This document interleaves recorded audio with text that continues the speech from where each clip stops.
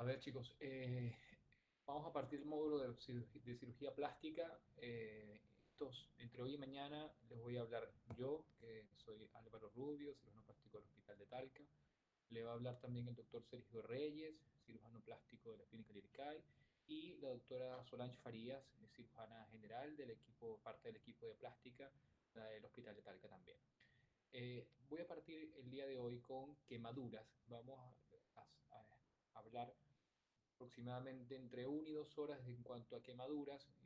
Voy a tratar de ser bastante conciso. Si tienen alguna duda o alguna pregunta en cuanto a la presentación del día de hoy, le agradezco que las anoten y al final de la sesión las podemos responder por esta vía. Quisiera al final mostrar un par de videos de un par de pacientes de acá del hospital que hemos tenido la oportunidad de operar. Vamos a hablar también un poco de coberturas cutáneas, algo de apósitos para el cuidado avanzado de heridas. Eso va a ser nuestra mañana.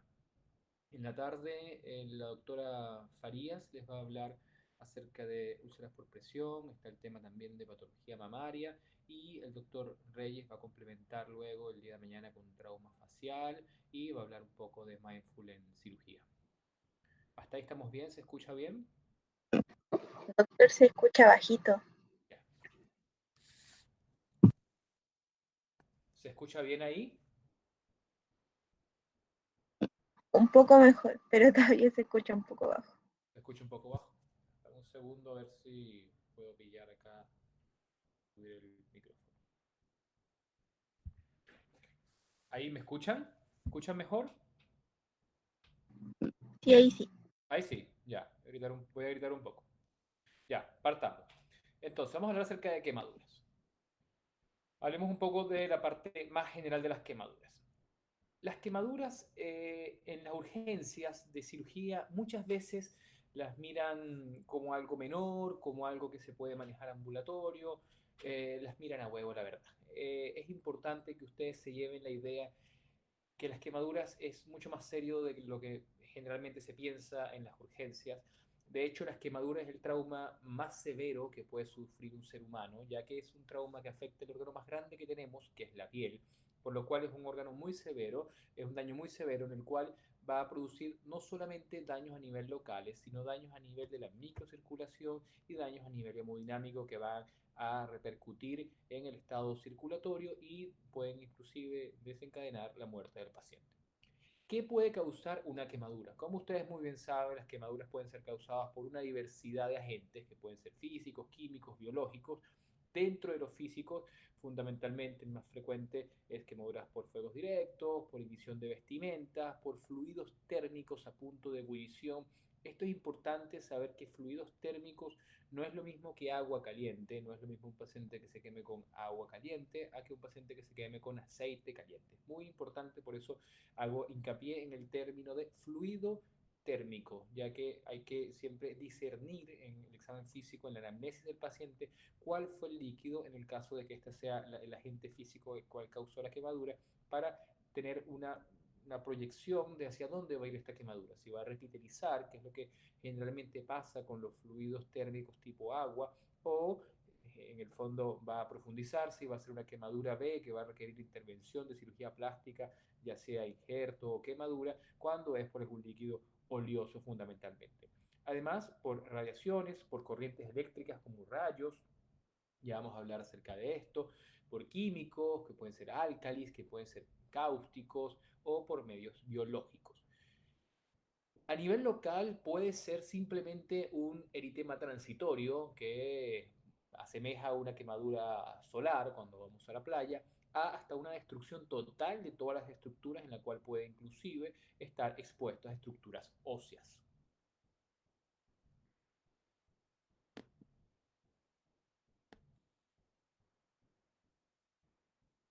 Hablando un poco del punto de vista epidemiológico, como ustedes muy bien saben, es un problema en la salud pública chilena, las quemaduras y a nivel mundial. De hecho, forma parte de la patología número 55 del plan Auge, por lo cual todo paciente gran quemado, por ley, en un plazo máximo de 72 horas, debe ser trasladado a una unidad de paciente quemado, que a nosotros como Talca nos corresponde la derivación de estos pacientes al Hospital de Urgencia y Asistencia Pública, al UAP, y en el caso de ser pacientes que sea producto de un accidente laboral, van a ser trasladados a la mutual. La distribución, los hombres siempre nos llevamos la batuta en esto de las quemaduras, fundamentalmente por los trabajos de la construcción, que generalmente son desempeñados por el sexo masculino y generalmente son una de las causas muy frecuentes de grandes quemados. En cuanto a etiología, como les había comentado previamente, las quemaduras por fuego directo o ignición de vestimenta son las que llevan la batuta. El 73% de los casos son producto de este agente físico. Por escaldadura, escaldadura es agua caliente, es el 18%, es súper frecuente, sobre todo en pediátricos, en niños, y por corriente eléctrica, ya sea de baja tensión o de alta tensión, son cercanos al 8%. Cuando hablamos de baja tensión o alta tensión, el discernimiento de cuál es alta y cuál es baja van a ser el voltaje. Cuando hablamos de alta tensión, hablamos de voltajes superiores a 1000 voltios. Cuando hablamos de baja tensión, son inferiores a 1000 voltios, que son los que generalmente ocurren en el hogar, cercanos a 220, 240 voltios. Cuando suceden en el ámbito de la construcción, como un video que deben haberlo visto en alguna oportunidad recientemente de dos trabajadores de la construcción que tuvieron una quemadura eléctrica bien severa, que tuvimos nosotros la oportunidad de atender acá en el hospital de Talca. Esta quemadura era por un alto voltaje, ya que era una quemadura por voltaje superior a 1000 voltios. ¿Dónde pueden ocurrir? Fundamentalmente en el domicilio, es la primera causa, ya que aquí están el tema de los pediátricos, como les había comentado. Segundo lugar, los accidentes laborales y en la vía pública también es otra causa frecuente. Los daños por quemaduras en total son la tercera causa de hospitalización y de muerte por trauma a nivel chileno.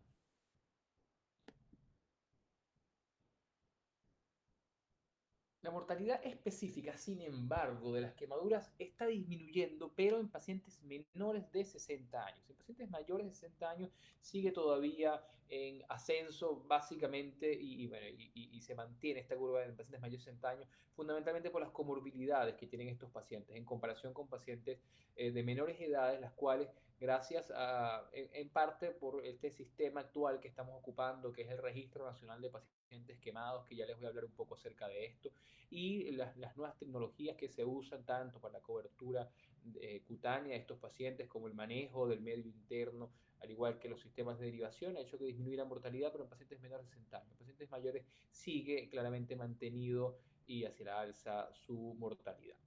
Es la principal causa de muerte, va a ser los desbalances hidroelectrolíticos que va a causar en estos pacientes, que van a ser desencadenando un shock hipovolémico y posteriormente una falla respiratoria, fundamentalmente en los pacientes que tienen quemaduras de vía aérea.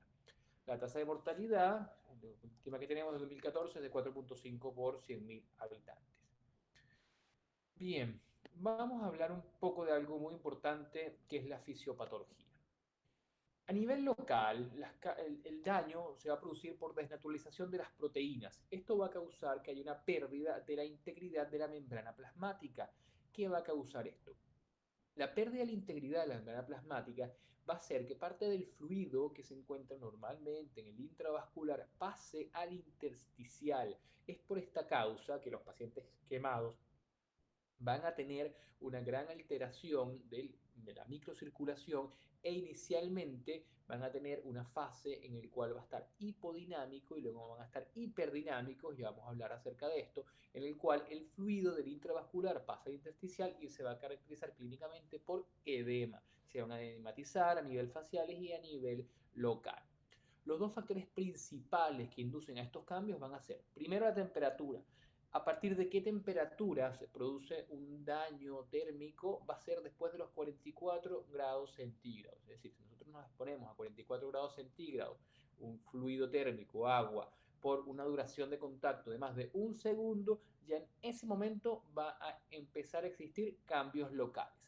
¿Qué cambios locales van a existir? Lo podemos ver en la triada de Jackson. La triada de Jackson es este dibujo que lo pueden ver, esta figura que está abajo a la derecha, en el cual se ven las tres alteraciones locales fundamentales que se van a ver en las quemaduras de tipo B, es decir, las quemaduras que son de tercer grado o que comprometen todo el espesor de la piel. Como lo pueden ver en la imagen, hay un área central, que es un área de necrosis, una área en la cual hay una coagulación a nivel central de los vasos sanguíneos y a nivel cutáneo, en el cual no está llegando irrigación sanguínea, luego una parte lateral que va a ser esta zona de éstasis en la cual existen algunos vasos sanguíneos que están irrigando esta área, pero no mantienen por completo el aporte vascular, y por último una zona más distal que es la zona de hiperemia, en la cual se va a caracterizar por un tinte rosado.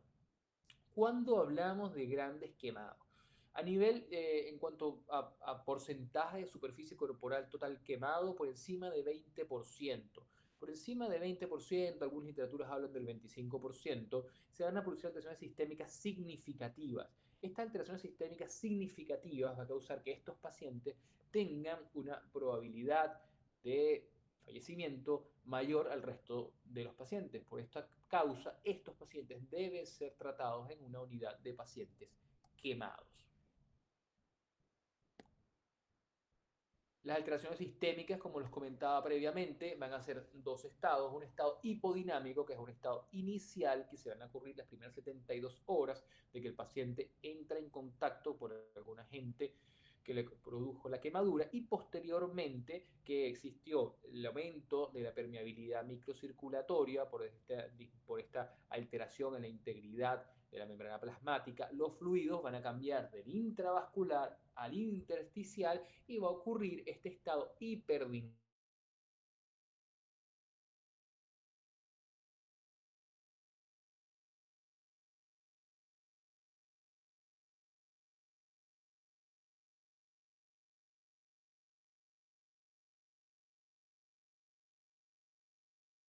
a disminuir, y posteriormente, cuando existe esta extravasación de tejido, en este estado hiperdinámico, los pacientes van a pasar al otro lado, van a tener estados poliúricos. Es por eso que en este momento es súper importante el manejo inicial con fluidos cristaloides, y ya vamos a hablar un poco de esto, y posteriormente con fluidos tipo coloides, donde podemos tener boluen, albúmina humana, plasma fresco, entre otros.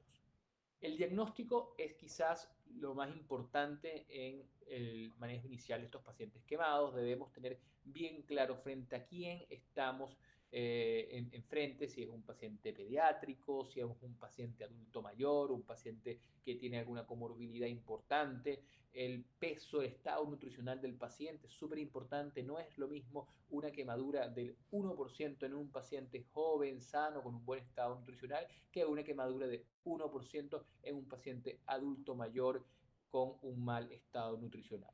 Claramente la evolución de estos va a ser distinto. Por eso es súper importante que hagamos un buen diagnóstico inicial.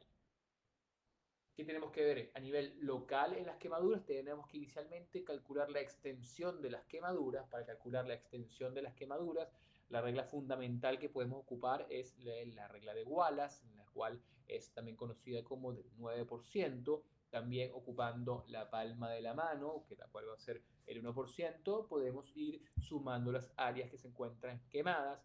Tenemos que hacer siempre una valoración inicial de la profundidad de las quemaduras.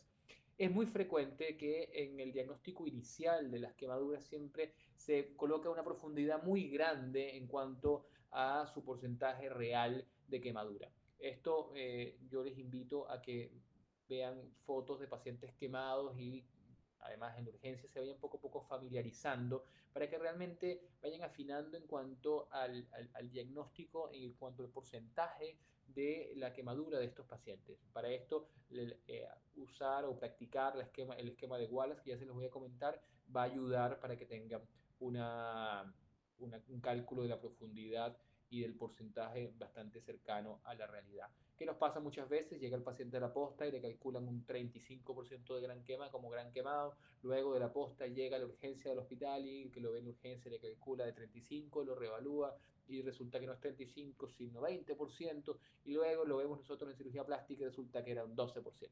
¿Por qué pasa esto? Porque se sobreestiman áreas que a veces están en la zona que le comenté de la tríada de Jackson, están simplemente con eritema y las contabilizan como esta área de gran quemado, y realmente no forman parte de la valoración total, ya que esto nos va a sobreestimar el daño de estos pacientes. Es importante saber el tiempo de evolución. ¿Por qué es tan importante saber el tiempo de evolución? Por la hidratación que va a recibir este paciente, los fluidos que va a recibir. Recuerden, como ustedes ya lo saben, que el fluido que va a recibir este paciente va a contar desde el momento que tuvo el accidente, desde el momento que tuvo la quemadura. Es decir, si el paciente me llega hoy día, ahora, a las 9 de la mañana y el paciente se quemó a las 5 de la mañana, esas horas, esas ya que 4 horas que transcurrieron, forman parte de la hidratación inicial que tengo que darle. Es decir, el esquema que voy a calcular, ya sea por Parlan o por Evans, en la cual la mitad la voy a dar las primeras 8 horas, no van a ser 8 horas, van a ser 4 horas, porque ya pasaron 4 horas de que ocurrió el evento. Esto es importante que lo tengan en consideración para que el paciente le den su aporte de fluidos adecuado y no subestimen el aporte que tienen que darle en cuanto a la fluidoterapia. El escenario en el cual ocurre también es importante en vista de que pueden existir daños adicionales.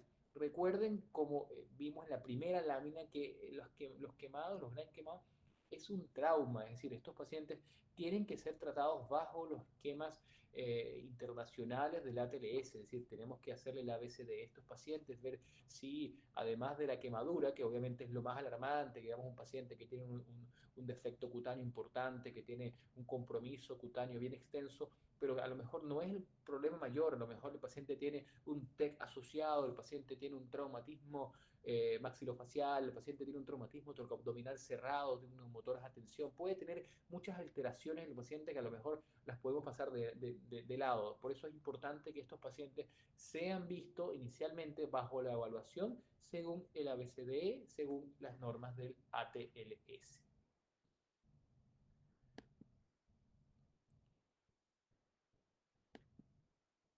La extensión, como le comentaba, la regla de los 9 de Wallace, vamos a dividir el cuerpo en áreas equivalentes al 9%. ¿Cómo lo hacemos? Como lo ven en el monito que está a mano derecha, a nivel de la región cefálica va a ser 9%, a nivel del tórax anterior 9% más, tórax posterior 9%, abdomen anterior 9%, abdomen posterior 9%, a nivel de las extremidades superiores 4.5% por anterior, 4.5% por posterior, 1% la mano, 1% la región genital y 9% extremidad inferior, ya sea por anterior, 9% y 9% por posterior. Esta suma nos va a dar el 100%. La regla del 1% va a ser la superficie de la palma. Esta regla del 1% nos ayuda mucho en dos casos. En los casos del paciente tiene áreas muy chiquititas, tiene entre el 1 y el 5% con la mano del paciente, no es la mano suya. Si usted mide 2 metros, no es lo mismo su mano que la mano del paciente que mide 1,40 m, eso es importante que lo tengan claro. Y además de estos pacientes que tienen poca superficie, nos va a servir mucho en los pacientes que tienen mucha superficie. Es decir, estos pacientes que tienen quemaduras del 90%, que más adelante vamos a ver algunas imágenes de estos pacientes, nos va a ayudar ya que podemos restarle. Es decir, vemos todo el área quemado, hacemos que es el 100% y las áreas que no están quemadas, colocamos la palma de la mano y lo vamos a restar a este 100%. De esta forma, en estos pacientes vamos a tener un cálculo de la extensión mucho más rápida que si lo hacemos con esta regla de los 9 iguales. Y en caso de pacientes pediátricos, tienen que familiarizarse con lo que son las plantillas de Looney-Browder, la cual es más precisa, ya que esto va a compensar las variaciones que van a tener estos pacientes quemados pediátricos, ya que sabemos que el diámetro cefálico es mayor según la edad del paciente. En cuanto a la profundidad, existen varias clasificaciones a nivel mundial. A nivel del cono sur, lo que es Argentina, Chile y Uruguay, la más ocupada es la del doctor Fortunato Benaín, un cirujano plástico argentino, la cual colocó esta clasificación que es en el tipo, que es la tipo A, que es la más superficial, que equivale a quemadura solear. Esta quemadura, como ustedes lo saben, no necesita injerto y va a curar espontáneamente en 7 días sin secuela. Una quemadura tipo A, ustedes le colocan un papel diario encima y va a curar igual. Es decir, ustedes hagan lo que le hagan, esta quemadura de cualquier manera va a revitalizar y no va a necesitar injerto. Si realmente es A, obviamente es un paciente que tenga un estado nutricional adecuado. Ya una quemadura AB puede ser ABA, es decir, intermedia A, que es más superficial, o AB, que es intermedia, pero más profunda, invade también la dermis profunda. Estas quemaduras deberían epidermizar, familiarícense con ese término. epidermizar o repitelizar. Ese es el término adecuado para las quemaduras AB. Entonces, las AB hablamos de repitelización o epidermización. ¿En qué tiempo va a ocurrir esto? Generalmente 14 días. Entre 14 y 15 días debería de repitelizar. Entonces, una quemadura AB tenemos que hacer curaciones adecuadas. Si tienen ampollas o vesículas, debemos de retirarlas. Anteriormente había diatriba en cuanto si retiramos las vesículas, las dejamos. Hoy en día se sabe que estas vesículas tienen mediadores de la inflamación que pueden hacer que se profundice aún más la quemadura, por lo cual si hay vesículas debemos de retirarlas. ¿Cómo las retiramos? Una alternativa es ocupar una jeringa con aguja 27, 30 gauge y aspiramos las vesículas para no producirle dolor al paciente. Y si estamos con el paciente ya sedado o dormido, lo podemos hacer con una gasa húmeda y podemos aplicar cierta presión sobre las ampollas o vesículas y de esa forma se van a retirar. Ahora, las quemaduras más profundas van a ser las quemaduras tipo B. Las quemaduras tipo B son quemaduras de espesor total, es decir, están todos los estratos de la piel están comprometidas, inclusive llegan hasta la hipodermis. Estas quemaduras sí o sí van a necesitar injerto, es decir, van a necesitar una acción quirúrgica. Que es injerto, es tomar piel de un lado y colocarla en otro lado. Eso es una piel que va sin soporte vascular y este aporte vascular va a ser suplido por el tejido granulatorio vascularizado de este defecto cutáneo. Estas quemaduras van a requerir escarectomía precoz. También es probable que puedan requerir colgajos si es que hay estructuras nobles expuestas, si está el hueso expuesto, si hay articulaciones, si hay vasos sanguíneos expuestos, van a requerir colgajos. Ya vamos a hablar un poco más acerca del tratamiento quirúrgico de ellas.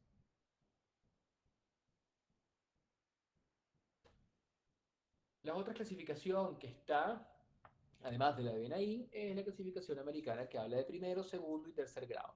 ¿Cuál pueden ocupar? Da lo mismo, la verdad. La guía de gran quemados de MinSal se basa fundamentalmente en la de Fortunato Benaín, según A, B o B, pero también la quemadura de primero, segundo y tercer grado también es aceptada. Como lo comenté, características clínicas, como lo vemos en la imagen de la derecha, de la de primer grado, color rojo, turgor normal, mucho dolor.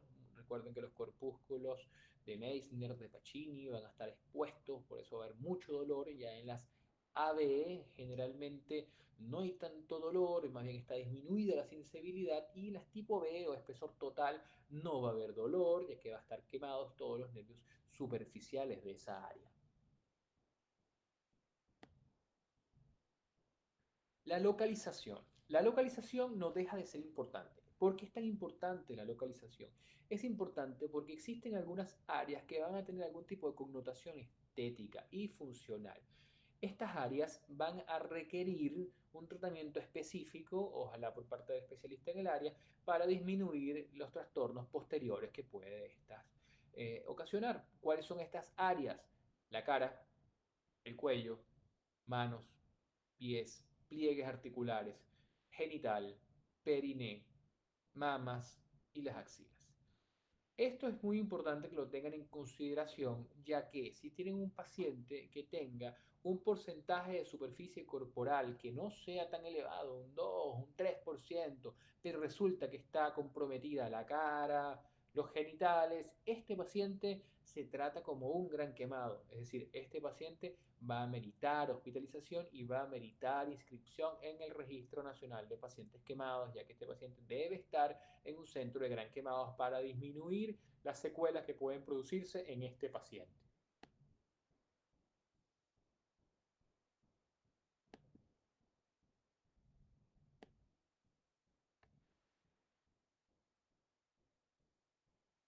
Bien, en cuanto a la gravedad, para saber la gravedad de estos pacientes tienen que aprenderse el índice de Garcés. Les recomiendo que empiecen a practicarlo ahora para que ya lo tengan en conocimiento y lo hagan ejercicios para que lo puedan dominar con mucha facilidad. ¿Cómo hacemos el índice de Garcés? Es muy sencillo, tenemos que saber cuál es la edad del paciente, lo vamos a multiplicar por el porcentaje de quemadura que tenga de A, B y B, y lo multiplicar por 1 si es A, por 2 si es AB, que es de segundo grado, o por 3 si es de tercer grado. Eso nos va a dar un numerito. Ese numerito nos va a dar el pronóstico de este paciente. Es decir, si este paciente va a tener sin riesgo vital, es decir, una quemadura leve, menos de 40 puntos de Garcés. Si es moderada, va a tener de 40 a 70 puntos de Garcés. Si es grave, hasta 100 puntos de Garcés. Si es crítico, hasta 150. Y la sobrevida excepcional en pacientes mayores de 150. ¿Cuál es el problema o inconveniente que tiene este índice de Garcés?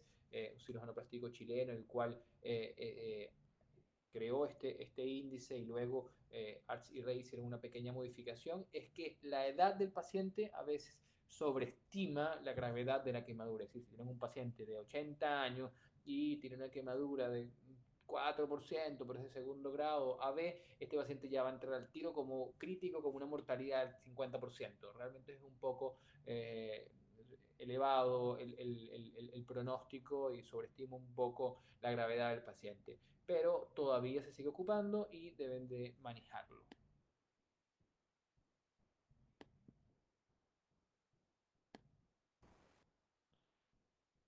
Ok, aquí pueden ver en estas imágenes lo que serían cómo se van a ver las quemaduras de primer grado, esta quemadura superficial, como lo ven acá, se van a ver solamente con eritematosa. Este paciente lo más seguro es que haya tenido esta quemadura por escaldadura, por fluido térmico, va a ser muy dolorosa al tacto, inclusive con el contacto con el aire. Por eso ideal que en estos pacientes tengan curaciones ocluidas, que tengan algún apósito o algún ungüento, y ojalá cubrirlas con un apósito no adherente y con gasas y vendas estériles, porque el simple contacto con el aire les va a ocasionar dolor a estos pacientes. Acá pueden ver una quemadura que es AB, una quemadura que ya es intermedia. Pueden ver esa quemadura como está con un área acá central, que es esta área blanquecina, que es la área de necrosis de Jackson, y las áreas más laterales que van a estar más hipedémicas, y un área distal con área de éxtasis. Y esta, francamente, es una quemadura de tercer grado. Esta área blanquecina está completamente desvitalizada, una quemadura de tercer grado, sí o sí. Evaluación y manejo inicial, como lo comentaba previamente, el ATLS siempre es mandatorio. Deben hacer un buen control de la vía aérea, de la columna cervical, ver si el paciente está ventilando de forma adecuada, ver cómo está el estado circulatorio, si está sangrando, no está sangrando, si hay que hacer algún tipo de intervención, buscar alguna hemorragia, de cómo está el déficit neurológico. Hay que tener mucho cuidado en estos pacientes con la exposición. Estos pacientes debemos de exponerlos, es decir, quitarle toda la ropa, examinarlos por la parte ventral y por la parte dorsal. Debemos de siempre cuidar la hipotermia en estos pacientes, ojalá ocupar un calentador externo, y que si los vamos a llevar a pabellón, ya sea por una escarectomía o un aseo quirúrgico, siempre tengamos una temperatura en el pabellón que provoque confort para estos pacientes. Generalmente sobre 22-23 grados, es decir, no son los típicos pabellones fríos, sino que los pacientes quemados, como no tienen cobertura cutánea, debemos de tener un pabellón que tiene que ser muy más calentito, al igual que cuando operamos guaguitas, en el cual ocupamos temperaturas más altas. Entonces eso es importante que lo tengan presente. Y por último, la resucitación de fluidos, el cual vamos a conversar a continuación. La resucitación de fluidos. ¿Por qué es tan importante? Es tan importante, pues le comentaba, por todas estas alteraciones que se van a producir a nivel de la microcirculación, que van a producir edema localizado por este cambio de fluidos de estados hipodinámicos a hiperdinámicos, del intravascular a intersticial, y que va a ser mucho más notorio cuando las quemaduras son profundas, es decir, cuando afectan más del 25% de la superficie corporal. ¿Cuáles van a ser las consecuencias? Hipovolemia, edema, primero local, luego periférico, y shock hipovolémico, que nos puede causar inclusive la muerte de los pacientes. En las grandes quemaduras, el pic va a ser a las 24 horas, es decir, el mayor edema de estos pacientes va a ser a las 24 horas. Esto es súper importante, el tema del edema en las quemaduras, sobre todo en las quemaduras faciales, quemaduras que pueden afectar la vía aérea. Tenerlo presente, ya que si tienen un paciente con una quemadura facial y está edematizado ya a las 4 horas, y no está el paciente con estridor laríngeo, no está con dificultad respiratoria, pero ya tiene edema facial, tienen que saber ustedes que entre 12 a 24 horas ese edema va a llegar a su pic máximo, por lo cual deben de tener un control de la vía aérea con rapidez, es decir, no esperar que el paciente haga el gran edema para en ese momento buscar intubar a este paciente, sino que este paciente con una quemadura facial que ya está edematizado a las 4 horas deben tener un control de la vía aérea inmediato para que cuando el paciente ya se dematice lo máximo, ya ustedes tengan controlada esa vía aérea, ya que luego va a ser bien difícil poder tener una vía aérea permeable. Objetivos de la terapia de fluido, fundamentalmente restaurar la perfusión de los tejidos, evitar la isquemia tisular, la insuficiencia orgánica y la falla multiorgánica. ¿Cómo vamos a hacer esta reposición de los fluidos? Existen varias fórmulas que se han creado a lo largo de la historia para realizar esta fluidoterapia en estos pacientes. Hoy en día, la más utilizada y la que recomienda la guía MinSal de pacientes quemados es la fórmula de Parkland. La fórmula de Parkland la vamos a realizar con 4 ml, 4 cc por porcentaje de superficie corporal quemada y ese valor, ese total que nos dé, lo vamos a dividir en dos y la primera mitad la vamos a dar en 50% y en las 8 horas y la otra mitad la vamos a dar las siguientes 16 horas. Es decir, vamos a dar un total, ese total la mitad lo vamos a dar las primeras 8 horas de ocurrido el evento, como les había comentado previamente, y en las otras 16 lo vamos a dar en las siguientes 16 horas de ocurrido el evento. ¿Qué consideraciones hay que tener de esta fórmula? Que en pacientes que tienen quemaduras eléctricas la podemos ocupar en vez de a 4, la podemos ocupar a 5. 4 ml por kilogramo de peso por el porcentaje de superficie corporal total quemado en pacientes quemados eléctricos y en el resto de los pacientes, ya sean quemaduras por fuego, quemaduras por líquidos calientes, va a ser por 4 por el peso por el porcentaje de superficie corporal quemado.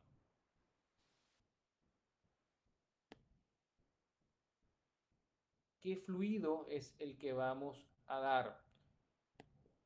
¿Solución 0,9% o Ringer lactato? Lo ideal es Ringer lactato en pacientes adultos. Esa es la recomendación actual. En la guía MinSal la verdad es que lo ponen como indiferente, 0,9 o Ringer lactato. A nivel internacional hoy se habla que Ringer lactato es la solución hipotónica que tiene una concentración de sodio cercano a 130, además tiene electrolitos y es la que nos va a disminuir también la acidosis que van a tener estos pacientes, por lo cual es la ideal que deben ser, sobre todo en pacientes adultos. 4 ml por kilogramo de peso del paciente por el porcentaje de superficie quemada. Nunca debe demorarse, es decir, si ustedes no saben la fórmula, en el momento no la calculan, mientras calculan la fórmula, ustedes le colocan al paciente dos vías periféricas de buen tamaño y parten inmediatamente con Ringer lactato. Y luego que salgan la fórmula, precisan bien qué cantidad le van a colocar, pero nunca deben de demorar el aporte de fluido por nada. Es decir, en estos pacientes lo importante no es ir a ver la quemadura, no es ir a ver qué tratamiento quirúrgico, si un injerto, un colgajo, no. Lo importante es la fluidoterapia que la parten inmediatamente y en el transcurso de que la parten empiezan a calcular qué cantidad exacta es la que le van a pasar en las primeras 8 horas. Anteriormente había mucha duda en que si partir con cristaloides, es decir, con Ringer o con suero, o partir con coloides, es decir, con plasma fresco congelado o con albúmina. Hoy se sabe que las pintas plasmáticas, como ustedes lo tienen conocimiento, son muy importantes para la presión oncótica, por lo cual los cristaloides y los coloides deben de darse, pero no inicialmente, no en las primeras 12 a 24 horas de que llegue el paciente, pero sí posterior. ¿Por qué? Porque este estado de hipodinámico que va a causar a hiperdinámico, que va a ser causado por esta alteración de la integridad de la membrana plasmática, se va a disminuir este edema que van a causar estos pacientes si partimos precozmente en pacientes obviamente gran quemados con cristaloides, con cristaloides luego y luego con coloides. Es decir, inicialmente llega el paciente quemado, le vamos a partir con Ringer lactato durante 24 horas y posteriormente, que va a cambiar de estado de hipodinámico a hiperdinámico, vamos a partir con el plasma fresco congelado o con albúmina humana. Esto no lo va a hacer usted, esto va a ser muy probablemente en la UCI o una unidad de cuidado intermedio, pero es importante que lo tengan en conocimiento. ¿Cómo va a ser el dolor de estos pacientes quemados? Los pacientes quemados van a tener dos tipos de dolor. Un dolor basal, que es el dolor que van a tener per se, por la gran área que está sin cobertura cutánea, y el dolor crítico, que es ese dolor que van a sentir cuando el paciente se cambia de posición, cuando el paciente camina, por lo cual la analgesia de estos pacientes debería ser multimodal. Lo ideal es que tengan un analgésico potente para este dolor crítico, que generalmente ocupamos morfina, 50, 25, 50 gamas de fenta, metadona, tramadol o codeína, eso es lo que podemos ocupar para el dolor crítico, y para el dolor basal podemos ocupar paracetamol, AINES, ketorolaco, y si el paciente tiene, además de esto, no responde, podemos ocupar inclusive antipsicóticos, podemos ocupar gabapentina, lírica, pregabalina. Es importante que el paciente quemado tenga confort. Las quemaduras realmente duelen, por lo cual no debemos escatimar en la analgesia adecuada de estos pacientes. Eh, Muchas veces lo que hacemos es que dejamos un analgésico base con una bomba de infusión continua pasando durante 24 horas y le dejamos un opioide de rescate para el momento de las curaciones. Ese es generalmente el manejo que se le da hospitalario. En cuanto a las lesiones de vía aérea, las lesiones de vía aérea son súper importantes. ¿Cuándo debemos sospechar estas lesiones de vía aérea? Sobre todo en las quemaduras que se producen en espacios cerrados, es decir, un paciente que tiene antecedente de que la quemadura se le ocurrió en un espacio pequeño, en una habitación, o tuvo una colisión en su vehículo y hubo una ignición del vehículo. Estos pacientes siempre debemos de pensar que pueden tener una lesión de vía aérea, aunque el paciente no tenga quemadura facial, aunque no tenga quemadura de las vibrisas, de los bigotes, de las cejas, aunque no tenga estrido laringio, siempre sospechar quemadura de vía aérea, ya que es muy mortal cuando la presenta el paciente y no la sospechamos. Lo que nos va a evitar la mortalidad en las lesiones de vía aérea va a ser el diagnóstico precoz y el tratamiento adecuado. ¿El manejo cómo va a ser? El manejo va a ser con oxígeno al 100% inicialmente, cuando el paciente tiene algún tipo de dificultad respiratoria, cuando empieza, el ideal es que ustedes midan su saturación de oxígeno. Si el paciente parte con 99 de saturación de oxígeno y luego que llegó el paciente ya empieza a bajar la saturación, ya está en 96, 94, deben de partir con oxígeno al 100%, deben de solicitar, ojalá, lo primero, los gases arteriales, debemos de ver cómo está la carboxihemoglobina, que es un parámetro bien fidedigno del de daño o lesión de vía aérea, y además solicitar una nasofibrolaringoscopía. ¿Cuáles son los parámetros clínicos para decidir qué paciente vamos a intubar cuando la presión de oxígeno ya está por debajo de 60? Es decir, tenemos un paciente que ya está francamente desaturado, cuando el paciente está también hipercápnico, es decir, una presión de CO2 mayor a 50, y cuando la PAFI va a ser menor de 200. Además, como les comentaba, en los pacientes con edema facial importante, es decir, estos pacientes que nos llegan con esta fascia, es decir, un paciente claramente tiene quemadura facial, tiene quemadura palpebral, quemadura de la nariz, quemadura de la mucosa oral. Ustedes le abren la boca al paciente y pueden ver en el paladar que hay restos ahí de carbonáceos, que el paciente está con dificultad respiratoria o está con una voz bitonal. Estos pacientes al tiro deben estar intubados, como está el paciente en la imagen, y posteriormente hacer una NFL, es decir, una nasofibrolaringoscopía, para evidenciar este daño que puede existir, y además podemos hacer algunas medidas terapéuticas con la nasofibrolaringoscopía, como hacer algún tipo de lavado ciliar, aspiración de gleras, entre otros. Aquí vemos la sucesión de las imágenes cuando el paciente ya después de que fue a un par de aseos quirúrgicos. Así es como se realiza la nasofibrolaringoscopía. Es un procedimiento, la verdad, que no hace falta que el paciente vaya a pabellón, es decir, puede hacerse inclusive en el ambiente de la unidad de cuidados intensivos. Aquí vemos cómo se hace con la torre, podemos ver cómo estamos viendo las imágenes que se ven a la derecha, donde están restos de esputo carbonáceo y cómo está edematizada toda la mucosa. Lo importante es hacerla, ojalá oportunamente, es decir, en el momento del diagnóstico del paciente, en el momento que llega, y luego repetirla a las 48 horas. Esto lo van a hacer, obviamente, no lo van a hacer ustedes, esto lo hace el broncopulmonar. Bien, ¿cómo va a ser el manejo hospitalario? Es decir, ¿qué paciente ustedes cuando lo vean van a decir, no, este paciente no lo puedo manejar yo, este paciente tiene que ir a una unidad de paciente crítico, una unidad de pacientes quemados? Ustedes le sacan el índice de Garcés, que ustedes ya lo saben hacer, van a tener un índice de Garcés más de 70, un paciente grave, este paciente debe ir a una unidad de paciente crítico, una unidad de paciente quemado. Si el paciente tiene una superficie quemada más de 20%, este paciente debe ir a una unidad de paciente quemado. Todo paciente con quemadura que sea más de 65 años de edad, que sea más del 10%, una quemadura AB, o 5%, desde 5% solamente, pero el paciente tiene más de 65 años de edad, este paciente se cataloga como un gran quemado. Sospecha simplemente de quemadura de vía aérea, se cataloga como un gran quemado. Hay que hacer la nasofilonoscopía, hay que hacer la carboximoglobina, hay que ver cómo está la PAFI, ver cómo está la saturación de oxígeno. Este paciente muy probablemente amerita también una unidad de paciente crítico. Toda quemadura por electricidad de alta tensión, 1000 voltios, como les había dicho, es un paciente crítico. Toda quemadura que tenga algún tipo de significancia estética o funcional, es decir, alguna de las áreas especiales que hablamos previamente, se consideran como un gran quemado.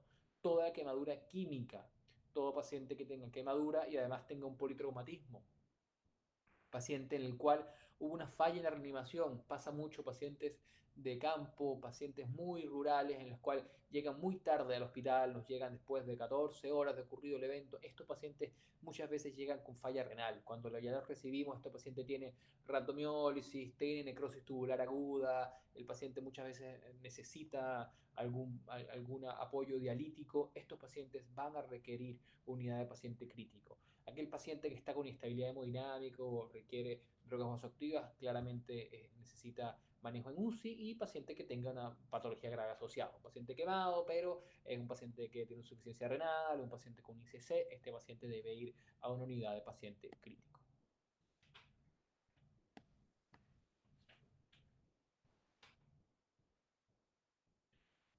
El Registro Nacional de Quemados. Esto empezó a partir hace un par de años. El RNQ es una plataforma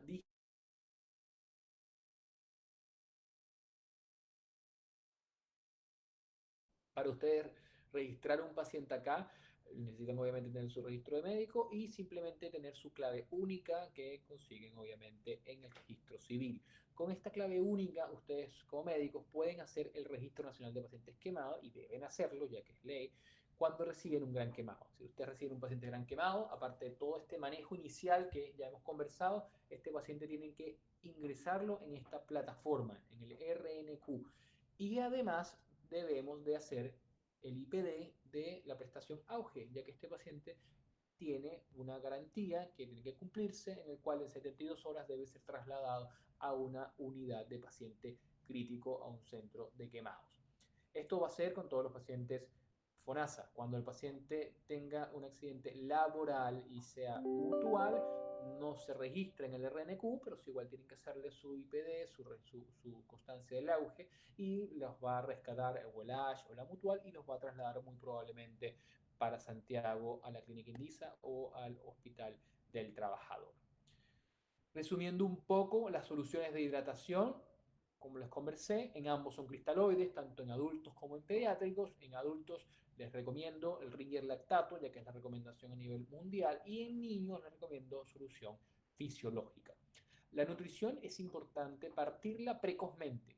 Claramente, obviamente en pacientes que no se han politraumatizado, en el cual estemos descartando algún tipo de lesión. Si es un paciente quemado que tiene un traumatismo toracoabdominal cerrado y puede tener alguna perforación intestinal, no vamos a partir claramente la nutrición al tiro, pero si el paciente es un quemado, ustedes ya hicieron su fisioterapia adecuada, parten máximo 12, 24 horas, parten la nutrición enteral. Prevención y control de infecciones. Es muy frecuente ver que le coloquen antibióticos a los pacientes quemados. Los pacientes quemados agudos no requieren tratamiento antibiótico. Es decir, estas quemaduras, por concepto, son quemaduras en las cuales son lesiones en las cuales no hay una contaminación. Es decir, son unas quemaduras limpias, no ser que tengan afectada el tracto respiratorio, parece o el tracto digestivo y sea limpia contaminada, pero son quemaduras limpias, por lo cual no ameritan tratamiento de antibióticos al momento de el inicio de la quemadura, es decir, en el momento agudo. Si el paciente es un paciente quemado que estaba en la posta de un hospital rural hace 2 o 3 días y nos mandan ahora al hospital y el paciente previamente no había sido tratado con curaciones adecuadas, este caso sí, este paciente va a tener, a meritar probablemente porque ya tiene varios días y tiene algún signo de infección local. Pero per se, un paciente quemado que le llega, ustedes no tienen que colocarle antibiótico, sí tienen que colocarle el toxoide, sí o sí, y sí tienen que realizar una curación adecuada. ¿Cómo es esta curación en estos pacientes quemados? Irrigación de suero, solución salina, irrigar, limpiar la quemadura, quitarle el resto que pueda tener de ropa que a veces puede estar pegada a la piel, retirar estas vesículas, ampollas siempre con una analgesia adecuada y derivarlo, cubrirlo con gasas y sábanas estériles y derivarla. Siempre prevenir la hipotermia. Recuerden que estos pacientes son muy lábiles, por lo cual la temperatura debe estar entre 23 y 26 grados en los pabellones.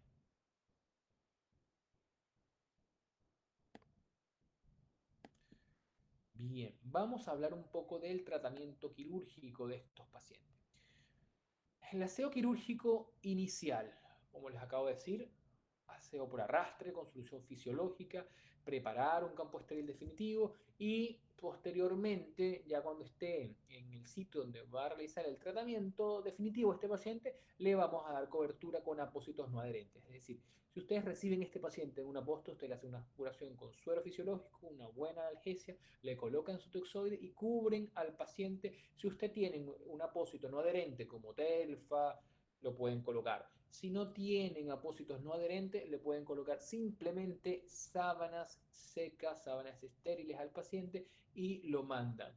No está recomendado que estén ocupando ungüentos con antibióticos, Platzul, Fusidin, Furacin, no tiene sentido porque lo primero que se va a hacer cuando este paciente llegue al hospital, cuando llegue a una unidad de paciente crítico, es descubrirlo entero y quitarle todo lo que ustedes le colocaron. Por lo cual, lo ideal es que ustedes le hagan un aseo por arrastre, mucho suelo fisiológico, retirar ampollas, retirar vesículas, retirar restos de cuerpo extraño que pueda tener y cubrir con gasas o sábanas estériles. ¿Qué pacientes le vamos a hacer escarotomía o fasciotomía o desbridamiento? Va a ser cuando esté indicado. ¿En qué pacientes está indicado? Acá les voy a mostrar una imagen, por ejemplo, de un paciente gran quemado que tuvimos la oportunidad de tratar recientemente, donde pueden observar.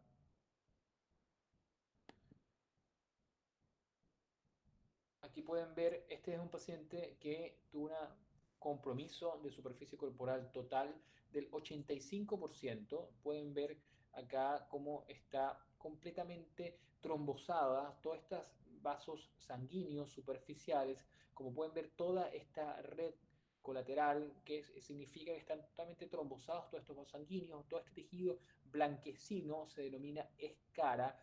Este es el término adecuado para las quemaduras de tercer grado o B, es decir, una escara firme, seca, con tejidos acartonados, desvitalizados.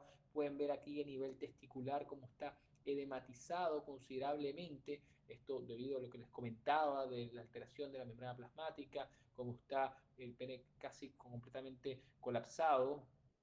Y aquí les voy a mostrar este video, si les corre, me parece que está corriendo.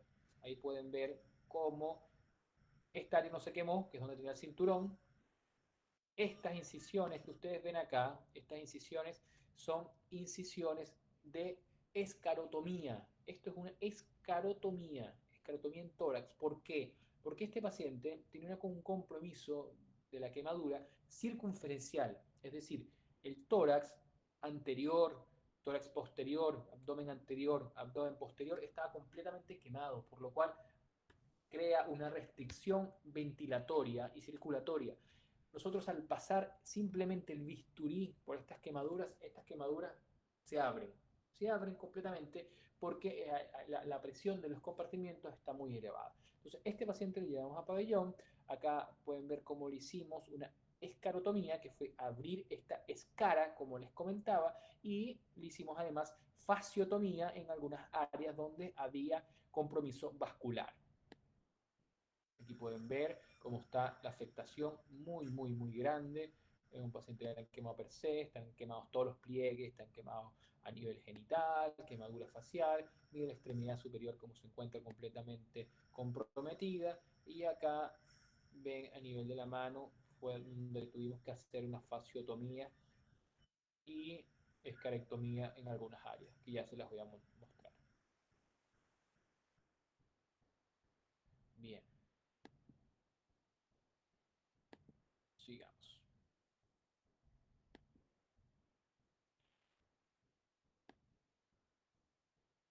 Escarectomía tangencial. ¿En qué consiste la escarectomía tangencial? Tal cual como lo ven en la imagen. ¿Qué es lo que hacemos? Con el uso de un dermátomo, este instrumento que puede ser eléctrico o a presión, vamos a retirar toda esta escara, todo este tejido que está desvitalizado.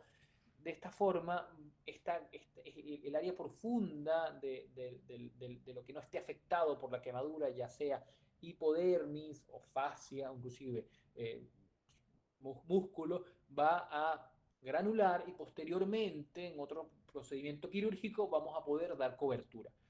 Voy a mostrarles acá que tenemos un paciente acá. Acá pueden ver este paciente que tiene una quemadura B, también, una quemadura profunda. Aquí pueden ver cómo está afectado todos los estratos de la piel. Ven cómo está también aquí hay trombosis también acá de estos vasos superficiales. Y pueden ver acá cómo con este instrumento, que es el dermátomo, si ustedes ven acá en esta porción acá lateral, el dermátomo tiene unos hoyitos. Ahí nosotros vamos a regular la profundidad a la cual vamos a extraer este tejido. Y pueden ver acá cómo se realiza. Aquí pueden ver, miren el sonido que genera, es como estamos prendiendo, este dermatomo es eléctrico, un dermatomo escular, y estamos extrayendo, ven cómo estamos retirando esta escara, este tejido quemado, desvitalizado.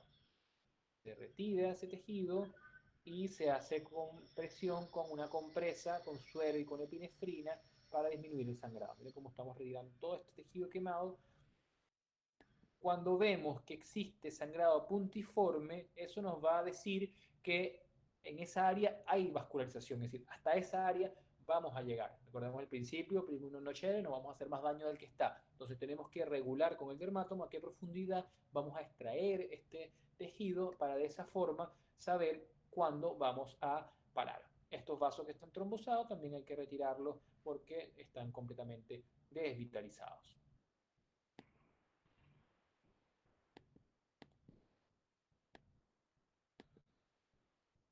Eso sería una escarectomía tangencial que acaban de ver en el video.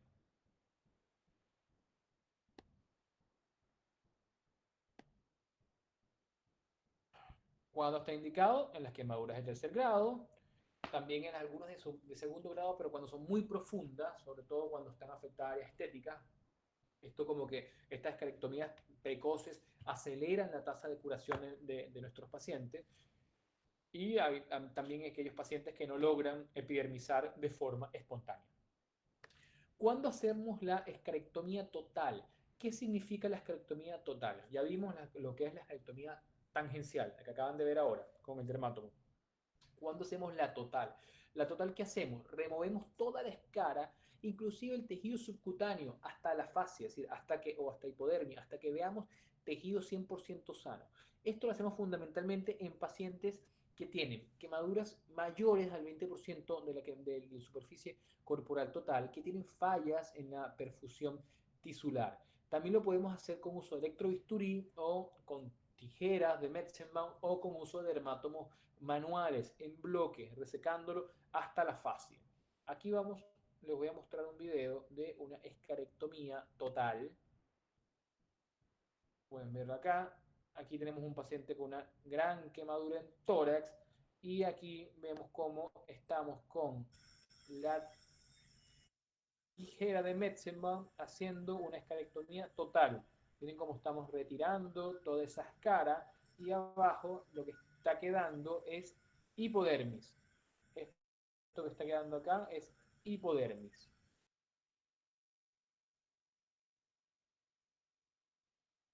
También se puede hacer completa, llegando a fascia, sobre todo a nivel de las extremidades inferiores. Cuando se hace, fundamentalmente en pacientes que se encuentran en muy malas condiciones generales, pacientes y generalmente pacientes con quemaduras más del 25% de la superficie corporal total. Bien, entonces eso sería la escarectomía total. Acá pueden ver este paciente posterior a que se le realizó escarectomía total. Y vamos a hablar un poco ahora en cuanto a las coberturas.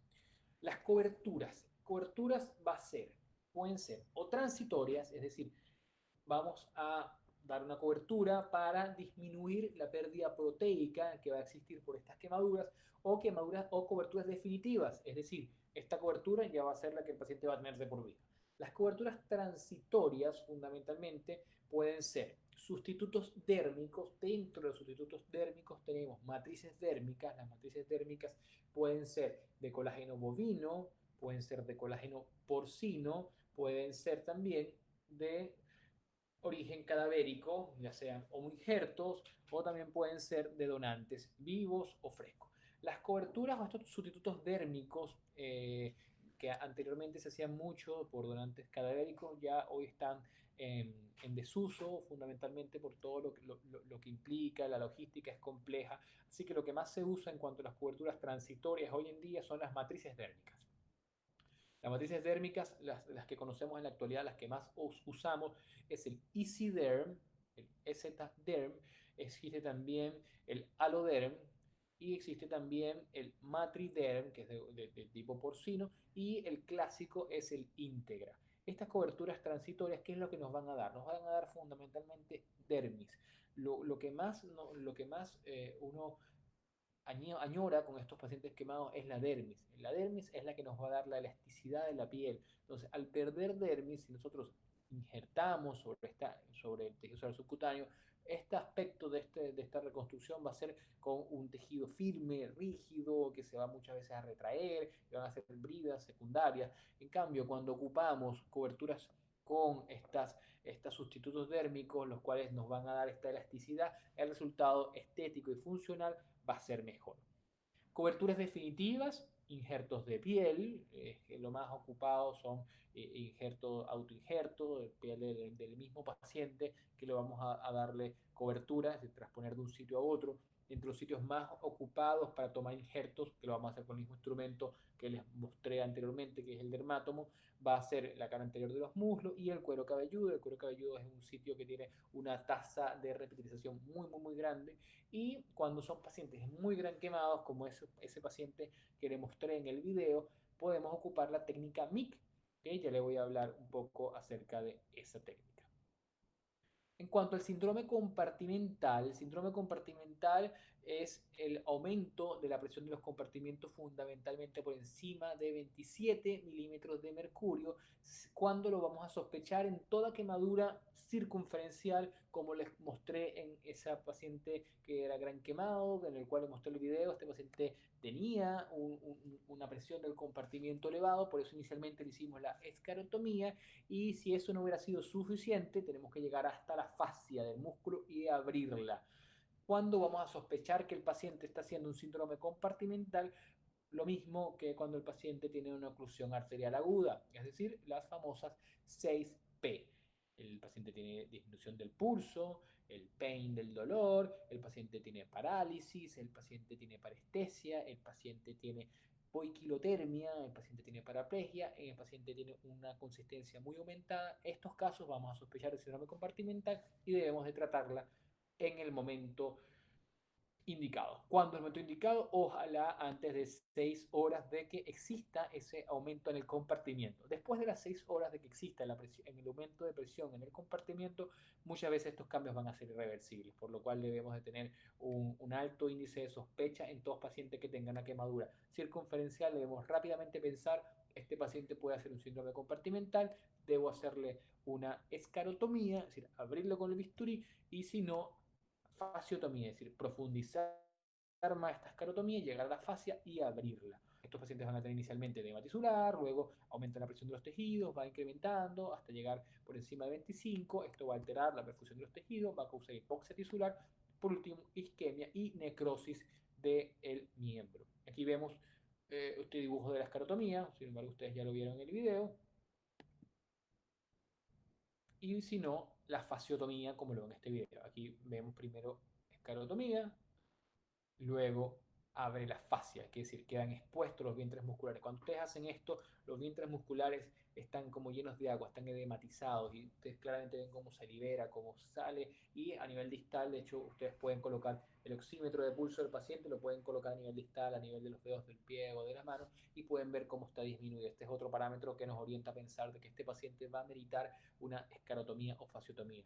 ¿Cuál? La 6P que les comenté y cuando el paciente tiene disminución de la presión de oxígeno, de la saturación de oxígeno con el saturómetro a nivel de las extremidades inferiores. Cuando es muy frecuente en las quemaduras eléctricas. Las quemaduras eléctricas es una causa muy frecuente de síndromes compartimentales.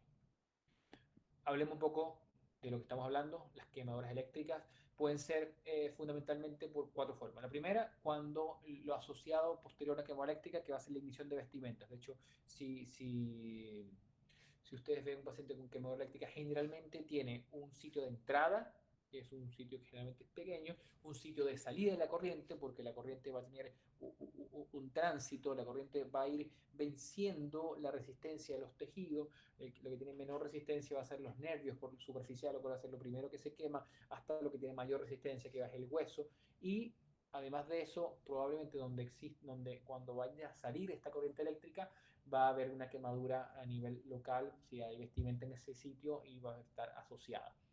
Además de esto, estas quemaduras pueden causar daños a nivel cardíaco, inclusive paro cardíaco por efecto eléctrico del corazón. Esto va a depender de cuál es el arco que va a discurrir el paciente. Si la quemadura entró por la mano y salió por el pie contralateral, el arco por el cual pasó esta quemadura va a ser completo, por lo cual en este paciente hay que tener un alto índice de sospecha de que puede tener una taquiarritmia, que puede tener una disritmia, de que este paciente tiene que estar monitorizado, ojalá hacerle electrocardiograma seriado, ojalá hacerle un ecocardiograma, tener siempre tenemos que medir la CK, la CKMB, ya que estos pacientes muy frecuentemente hacen rhabdomiólisis. La resistencia, les comentaba, lo que tiene menor resistencia son los nervios. Va a ser lo primero que se va a vencer con las quemaduras, va a ser los nervios, lo primero que se va a quemar. Y luego lo que va a tener mayor resistencia va a ser el hueso. Quemaduras eléctricas, alto voltaje, más de 1000, menos voltaje, bajo voltaje, menos de 1000, las que corren en la casa fundamentalmente. ¿Qué debemos hacer? Primero, detener al agente traumático, ojalá, si el paciente está con una quemadura eléctrica, lo primero que debemos hacer es no tocar al paciente, sino que debemos de bajar el switchera, los brackets de la casa para disminuir, o de la construcción, para disminuir la emisión de esta corriente eléctrica. Si no podemos interrumpir esta corriente eléctrica, debemos de retirar al paciente del circuito. ¿Cómo debemos hacerlo? Con algo que no transmite electricidad. Lo ideal es con la madera o agentes que bloqueen por completo, que sean aislantes del circuito eléctrico. Extinguir las llamas, muchas veces estos pacientes, como les comentaba, de hecho, este video que les comentaba que está circulando por redes sociales, el paciente está con llamas locales, esto es muy frecuente que sea parte del daño asociado a las quemaduras eléctricas. Practicar, como les comenté, el ATLS. ABCD siempre. No se focalicen en el daño cutáneo, siempre vayan a ver el ABCD del paciente. No hacen nada con que el paciente ustedes vean una buena cobertura cutánea. Si el paciente tiene una vía aérea que está comprometida, ustedes no a tiempo no la permeabilizan y luego el paciente puede tener una falla respiratoria. Tratamiento primario de las quemaduras, bueno, exploración física del paciente, ver que estén quemadas, si es un área que tiene de mucho interés estético, estos pacientes hay que trasladarlos a centros que eran quemados cuando son quemaduras por encima del 5%, explorar las extremidades, signos de exploración neurovascular, recuerdo el síndrome compartimental que va muy de la mano con las quemaduras eléctricas, observar el color de la orina, es muy importante, estos pacientes con mucha frecuencia hacen rhabdomiólisis, hacen necrosis tubular aguda, hacen fallas renales, por lo cual es importante que ustedes la exploren. Tratamiento primario, siempre un electrocardiograma al momento de que ingresa el paciente, enzimas cardíacas, nunca faltar troponinas, estos pacientes pueden hacer infartos agudos al miocardio, siempre pedir un perfil hematológico, ver cómo están las pruebas de coagulación, un balance hídrico muy estricto y unos gases arteriales. Complementario, un uroanálisis y rayos X en los casos que haya traumas asociados. Evaluación complementaria, estos pacientes pueden hacer cataratas posterior a las quemaduras eléctricas cuando este arco voltaico llega a nivel ocular, por lo cual estos pacientes deben de tener una evaluación por oftalmología siempre, evaluación por psiquiatría. Estos pacientes van a tener un daño psicológico y psiquiátrico importante y la reinserción laboral de estos pacientes no es tan sencilla, por lo cual debemos ir de la mano con servicio de psiquiatría, con servicio de rehabilitación, siempre un ecocardiograma al inicio y un ecocardiograma luego a los 7 días. Y en los casos donde sospechemos que el paciente puede tener un síndrome compartimental, si tenemos la oportunidad de hacerle con mucha velocidad antes de hacer la fasectomía, podemos hacer una arteriografía o una angiotac. Si no, no tenemos disponibilidad, al tiro vamos a partir haciéndole una fasciotomía a estos pacientes. Otra quemadura que es mucho más infrecuente en nuestro medio, pero existe en países donde es muy frecuente, son las quemaduras por rayo. Las quemaduras por rayos dan esta imagen a nivel torácico que cuando son muy patognomónicas, muy típicas, que son estas figuras de Lichtenberg, en las cuales se producen porque el paciente va a recibir millones de voltios, miles de amperes, existe una rápida expansión del aire, estos pacientes muchas veces van a tener lesiones auriculares, y oculares asociadas. Estos pacientes tienen una tasa de sobrevida bastante escaso, pero existen buenos reportes de sobrevida cada vez más frecuentes en pacientes donde tienen grandes incidencias de esto, como son los pacientes en los países nórdicos. Quemaduras químicas, el mecanismo en el cual se van a producir las quemaduras químicas va a ser relacionado con la naturaleza de la sustancia. Esto va a depender en qué medio se ocurre, generalmente si es por ácidos o por álcalis. La verdad es que los que tienen mayor agente lesivo van a ser los álcalis en comparación con los ácidos. Esto, lo ideal es que sepamos cuál fue el químico en el cual estuvo en contacto el paciente. Lo ideal es que le preguntemos, si no tenemos que el paciente le mande una foto del producto, o que le pida en su casa que se lo mande, y tenemos la alternativa de llamar al CITUC, y ahí nos pueden orientar en cuanto al antídoto que podemos ocupar en algunas quemaduras eléctricas. Si es por un polvo, la quemadura eléctrica por un polvo, lo que debemos de hacer es no irrigar inmediatamente, sino quitar este polvo, este excedente de polvo con un cepillo y posteriormente sí irrigar copiosamente el sitio. Importante saber la duración del contacto, va a representar la cantidad de tiempo al cual estuvo expuesto el paciente, qué concentración, cuál fue el grado de dilución, por lo cual es importante saber cuál fue el químico al cual estuvo expuesto y el lugar de contacto. Siempre una técnica adecuada, un examen físico adecuado y una exploración complementario.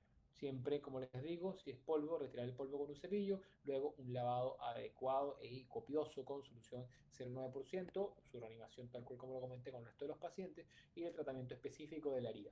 Existen algunos casos especiales en los cuales pueden colocar algún tipo de antídoto, sobre todo en los pacientes que son quemaduras por ácido fluorhídrico. Ustedes pueden ocupar antídoto que es el gluconato de calcio, pueden ocupar gluconato de calcio irrigado o infiltrarlo en las áreas laterales cuando es este tipo de quemadura. Si ustedes desconocen cuál fue, por qué se quemó este paciente, cuál fue el medio químico, lo ideal es que lo piden al paciente, llamar al CITUC y si no, quitar el excedente y irrigar copiosamente y mantener el mismo tratamiento para el resto de las quemaduras. Un tema importante en los pacientes quemados va a ser este cuidado avanzado de las heridas, estas coberturas cutáneas. Hoy en día existen muchos tipos de apósitos que podemos ocupar.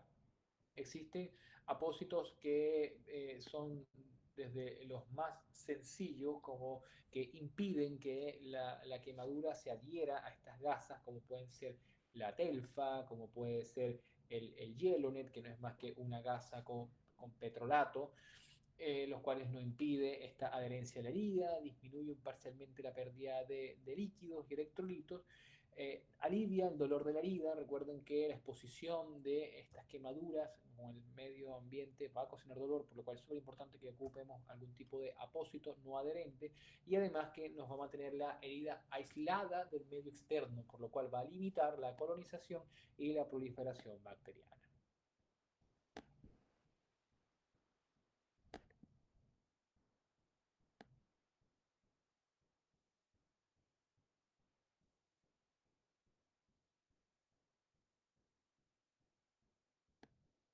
Segundo, para acá.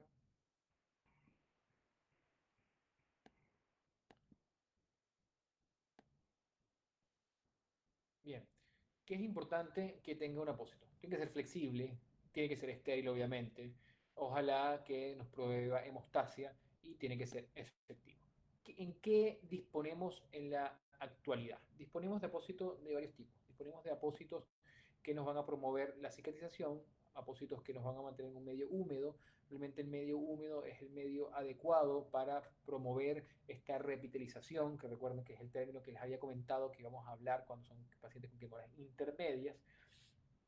Podemos tener apósitos naturales o biológicos, como los había comentado, los naturales, que es el mismo el injerto del paciente, autoinjerto del paciente, que es el más frecuente, y podemos tener también matrices dérmicas, como les había comentado, el Isider, el Matrider o el Integra, que son matrices dérmicas, ya sea de colágeno, de bovino o porcino. ¿Qué apósitos tenemos y que podemos ocupar en la actualidad? Tenemos apósitos que pueden ser los apósitos de tipo hidrocoloide. Los apósitos de tipo hidrocoloide son apósitos que se van a crear con algas, son apósitos que nos van a mantener húmeda la quemadura. Entre los nombres comerciales que ustedes más van a encontrar como estos apósitos hidrocoloides va a ser el duoderm, va a ser el cutiderm hidro, va a ser también el restore. Estos apósitos hidrocoloides son los apósitos ideales que debemos de ocupar en las quemaduras intermedias, en las quemaduras AB.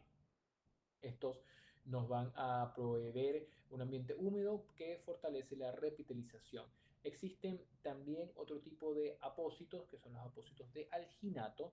Los apósitos de alginato tienen la característica de que nos van a dar primero hemostasia en aquellas quemaduras en las cuales son muy sangrantes o tienen o después de que le hicimos una escalectomía tienen algún punto sangrante. El apósito de alginato se caracteriza por realizar una gran absorción de líquido. Entonces podemos ocupar apósitos de alginato cuando la quemadura está muy exudativa, y si la quemadura tiene alguna sospecha de infección, podemos adicionar la plata, es decir, usar apósitos de alginato con plata. Otro tipo de apósito que también podemos ocupar son las espumas. Las espumas también es un apósito que tiene la característica de absorción de líquido bastante elevada, por lo cual también lo podemos ocupar en conjunto con otro apósito. Podemos ocupar un apósito de alginato, pero si está muy exudativa, podemos ocupar un alginato y en conjunto con una espuma hidrofílica.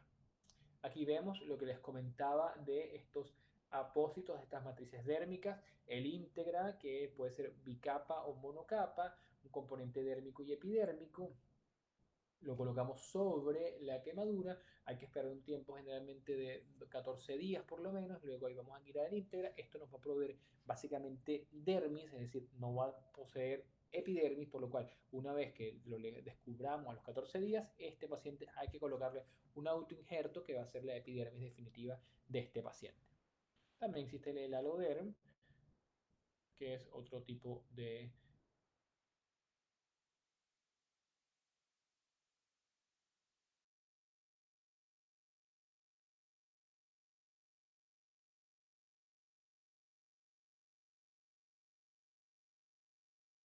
Los injertos cutáneos no son más que es el procedimiento quirúrgico en el cual vamos a extraer un... Doctor, ¿Sí? disculpe, es que se pegó como los últimos segundos. Que ¿lo podría repetir, por favor? ¿Dónde? ¿Hasta dónde quedaron? A la diapo anterior.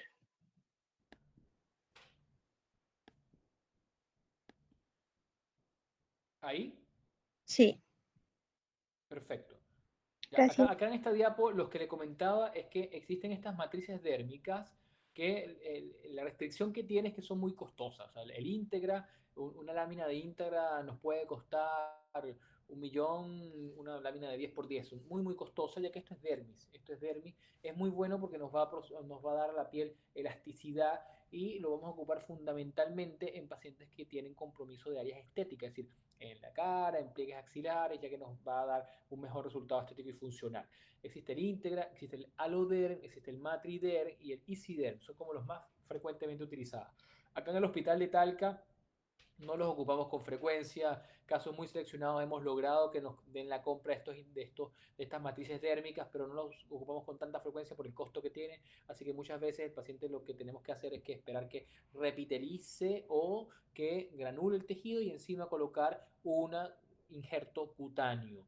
Existen en las unidades de gran quemado, sí, con frecuencia manejan estas matrices dérmicas. Ahora les voy a hablar un poco de los injertos cutáneos, que les comentaba que es un tema bastante amplio, voy a tratar de resumirlo lo más que pueda. Un injerto cutáneo no es más que seccionar, separar una porción de tejido del cuerpo y colocarla en otro sitio. Va sin aporte vascular. Es decir, una cosa importante del injerto es que no tiene apoyo vascular y este apoyo vascular, es decir, cómo va a vivir este injerto, va a ser por un mecanismo en el cual va a haber una invisión plasmática, una creación de un puente de fibrina y una neovascularización. ¿Qué tipo de injerto existe? Puede ser un autoinjerto, que es el más frecuente, del mismo individuo. Les comentaba, cuero cabelludo, un sitio muy bueno, ya que repitaliza con mucha facilidad y el paciente luego no tiene ningún tipo de repercusión, es decir, no queda con alopecia, no queda con ningún tipo de déficit.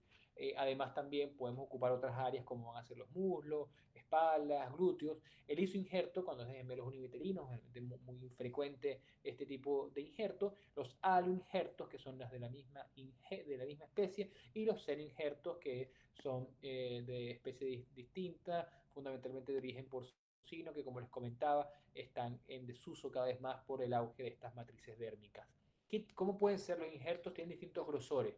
Pueden ser, si ustedes los hacen injerto más delgadito, va a prender mucho más rápido, pero va a tener el problema que va a tener menos cantidad de dermis, por lo cual la contracción, es decir, el aspecto de contraído del injerto va a ser mucho mayor si el injerto es delgado. Existe también la alternativa de ocupar injertos de espesor total. ¿Qué significa que sean injertos de espesor total? Que vamos a tener todo el espesor de la piel y toda la dermis. Lo extraemos con el bisturí en áreas donde tengamos pliegues cutáneos. Puede ser del abdomen o de resecciones inguinales y de esa forma vamos a obtener este segmento de piel. ¿Cuándo vamos a ocupar de extensión total, injerto de espesor total? En áreas que tienen mayor compromiso estético. Manos, en la cara, ideales que sea un injerto de espesor total. ¿En qué áreas vamos a ocupar injertos de espesor parcial, es decir, extraídos con el dermátomo? Todas aquellas quemaduras que sean extensas, que haya que hacer una cobertura del área donante. En estos casos vamos a ocupar injertos de espesor parcial, que son los más frecuentes. Aquí vemos en este dibujo lo que serían las áreas donantes que tenemos de injerto de espesor total, que hay que tomar un pliegue y luego hacer un cierre con punto. Entonces, ¿qué podemos ocupar? Podemos ocupar el abdomen, si es que el paciente tiene un abdomen en delantal o un excedente cutáneo, podemos ocupar el abdomen, podemos ocupar así a nivel de la región inguinal, a nivel de los pliegues del brazo, antebrazo, a nivel glúteo o a nivel posterior del muslo, es cuando sería de espesor parcial. Inclusive a nivel de los labios mayores también es un área que podemos ocupar como injerto de espesor total. De espesor parcial, aquí podemos ver todas las áreas, de primero coloco el cuero cabelludo y todas las otras áreas donde podemos extraer este injerto de espesor parcial, que va a ser el que vamos a extraer con el dermátomo. El dermátomo, este instrumento que les comentaba, que es para extraer el injerto, pueden ser de muchos tipos. Los primeros que se crearon son los injertos, los dermátomos manuales, que son unas cuchillas manuales, los cuales tienen el inconveniente que dependen del pulso, podemos profundizar, por lo cual cada vez están más en desuso y empezaron a usarse estos injertos de origen eléctrico, donde son los que usamos en la actualidad. En el hospital tenemos dermátomo tipo Zimmer, dermátomo tipo Escular y dermátomos tipos neumáticos, como son estos, los cuales van a tener una bombona de nitrógeno y con la presión del nitrógeno van a funcionar. Esos van a ser los dermátomos que vamos a ocupar en la actualidad. También existen expansores cutáneos. ¿Qué son expansores cutáneos? Una vez que extraemos este segmento de piel, vamos a pasarlo por este instrumento, lo cual le va a dar unos hoyitos al injerto y nos va a permitir aumentar la superficie de cobertura. Entonces, acá pueden ver en este dibujo cómo estamos haciendo la extracción de un injerto de espesor total retroauricular. Esta es la oreja del paciente que la estamos colocando hacia adelante y aquí marcamos un pliegue en el cual estamos sacando este segmento de piel y luego esto va a ser un cierre lineal. Este segmento de piel en este caso se usó para una reconstrucción de un párpado superior que estaba quemado. La toma de injerto de espesor parcial, aquí vemos cómo se puede hacer con el uso del dermátomo y cómo se haría con el uso de la cuchilla. Y aquí vemos esta imagen como estoy ocupando un injerto con el dermátomo eléctrico, un dermátomo tipo Zimmer. Así luce el área después de que tomamos un injerto, luce así, con un área lineal, hipopigmentada, que va a tener algún tipo de secuela estética sin lugar a dudas. ¿Qué va a pasar con injerto de espesor total? Debemos de, una vez que coloquemos el injerto, que estos orificios que tiene el injerto son unos orificios de drenaje porque se va a producir fibrina por debajo del injerto. Este excedente de fibrina va a drenar por estos orificios que le vamos a hacer al paciente, a la piel, y le vamos a colocar una cobertura que es esta, que se llama un apósito atado. Eso lo vamos a dejar por 5 días. Es decir, una vez que hacemos el injerto, tiene que estar 5 días con la cobertura y luego ahí recién lo vamos a descubrir a ver si el injerto ya está prendido, es decir, si el injerto ya pegó completamente al paciente. Aquí vemos un defecto, tenemos este tejido, ya este paciente se quemó hace 2 semanas, tiene ya este tejido rojo, bien vascularizado, como ustedes lo ven, bien perfundido. Aquí tienen el injerto recién colocado, vamos a fijarlo, lo fijamos acá como lo pueden ver en la imagen con corchetes y a ver si luce ya el injerto a los 5 días ya prendido el injerto. Lo básico del injerto, obviamente que en el área esté vascularizada, que no esté infectada, que haya una hemostasia adecuada, que el paciente esté en buenas condiciones generales. ¿Cómo va a prender este injerto? Fundamentalmente por esto, que es la invisión plasmática, que sucede las primeras 48 horas, se nutre el injerto y se unen unas puentes de fibrina que nos van a dar la vascularización. Luego el segundo día va a haber revascularización sanguínea, se completa al octavo día siguiente y se realizan unas anastomosis tanto arteriales como venosas. Posteriormente, hasta el día 7, va a empezar la parte linfática a ocurrirse, que va a ocurrir una función antiedema, y de esta forma ya el día entre el quinto y el séptimo, este injerto se considera que ya prendió. Al día 10 se completa la organización de este injerto, se une firmemente al lecho y empieza la retracción final. La retracción va a ser distinta en los injertos de espesor total a los injertos de espesor parcial. Es decir, los injertos de espesor parcial van a retraerse mucho más ya que no tienen toda la dermis, a diferencia del injerto de espesor total, el cual la contracción que va a ocurrir después de que lo coloquemos va a ser mucha menor.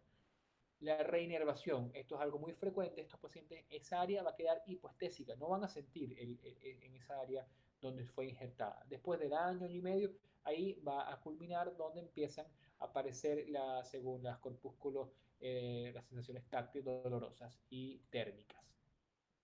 ¿Qué cuidados postoperatorios debemos tener en estos pacientes? Debe estar inmovilizado este injerto, lo descubrimos el quinto día, terminamos hematomas en caso que existan y tratamos infecciones en caso de que estén adicional al injerto.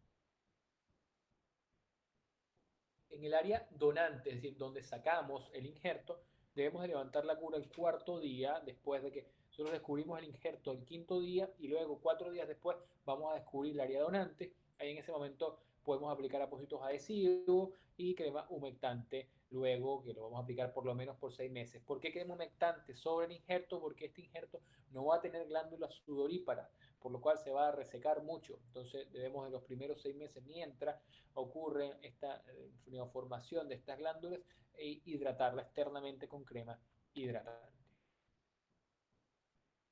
¿Qué complicaciones pueden ocurrir con los injertos? Que hayan infecciones, que se pierdan segmentos de piel, que hayan cicatrices hipertróficas, que existan áreas que se pigmenten mucho, que hayan áreas que no tengan cabello. Obviamente, si estamos injertando el cuero cabelludo y sacamos de un área alopécica, obviamente esta área va a quedar sin vello. Inicialmente se van a ver así, con una superficie brillante, también pueden verse así, pigmentadas, luego se pueden tatuar también, no hay ningún inconveniente, pero hay que esperar por lo menos un año que termine el proceso ya de prendimiento total de este injerto. Vamos a ver un poco de colgajos, que es otro tipo de coberturas que se le puede dar a los injertos. Voy a tratar de ser un poquito más acotado acá en aras del tiempo. Los colgajos, a diferencia de los injertos, los colgajos tienen su vascularización. Esto es lo más importante, ustedes tienen que llevárselo. Los colgajos van con arterias y venas, en cambio el injerto va sin arterias y venas. La única excepción del colgajo que va sin arteria y vena es el microquirúrgico, es decir, el colgajo libre, en el cual vamos nosotros a unir la arteria y la vena con técnicas microquirúrgicas, con uso de microscopios o lupas quirúrgicas, y de esa forma vamos a asegurar la perfusión de estos colgajos. ¿Cómo hacer la irrigación? Bueno, como ustedes bien lo saben, existe irrigación por segmentarias, por perforante. Los tipos de colgajos pueden ser colgajos que pueden ser según su distancia al área donante, puede ser locales, es decir, cercanos al defecto, en los cuales podemos hacer ciertos movimientos. Podemos rotar un colgajo, es decir, cercano al defecto, puede hacer un arco de rotación y darle cobertura al defecto con una rotación. Podemos hacer transposición, es decir, tener piel sana entre medio y transponer esa piel sana y ahí darle cobertura al defecto. También pueden ser de áreas distantes, pueden ser de un área distante como el abdomen, y con esa área del abdomen realizar un colgajo que dé cobertura al antebrazo, haciendo un procedimiento en el cual el brazo queda adosado al abdomen durante un periodo de tiempo.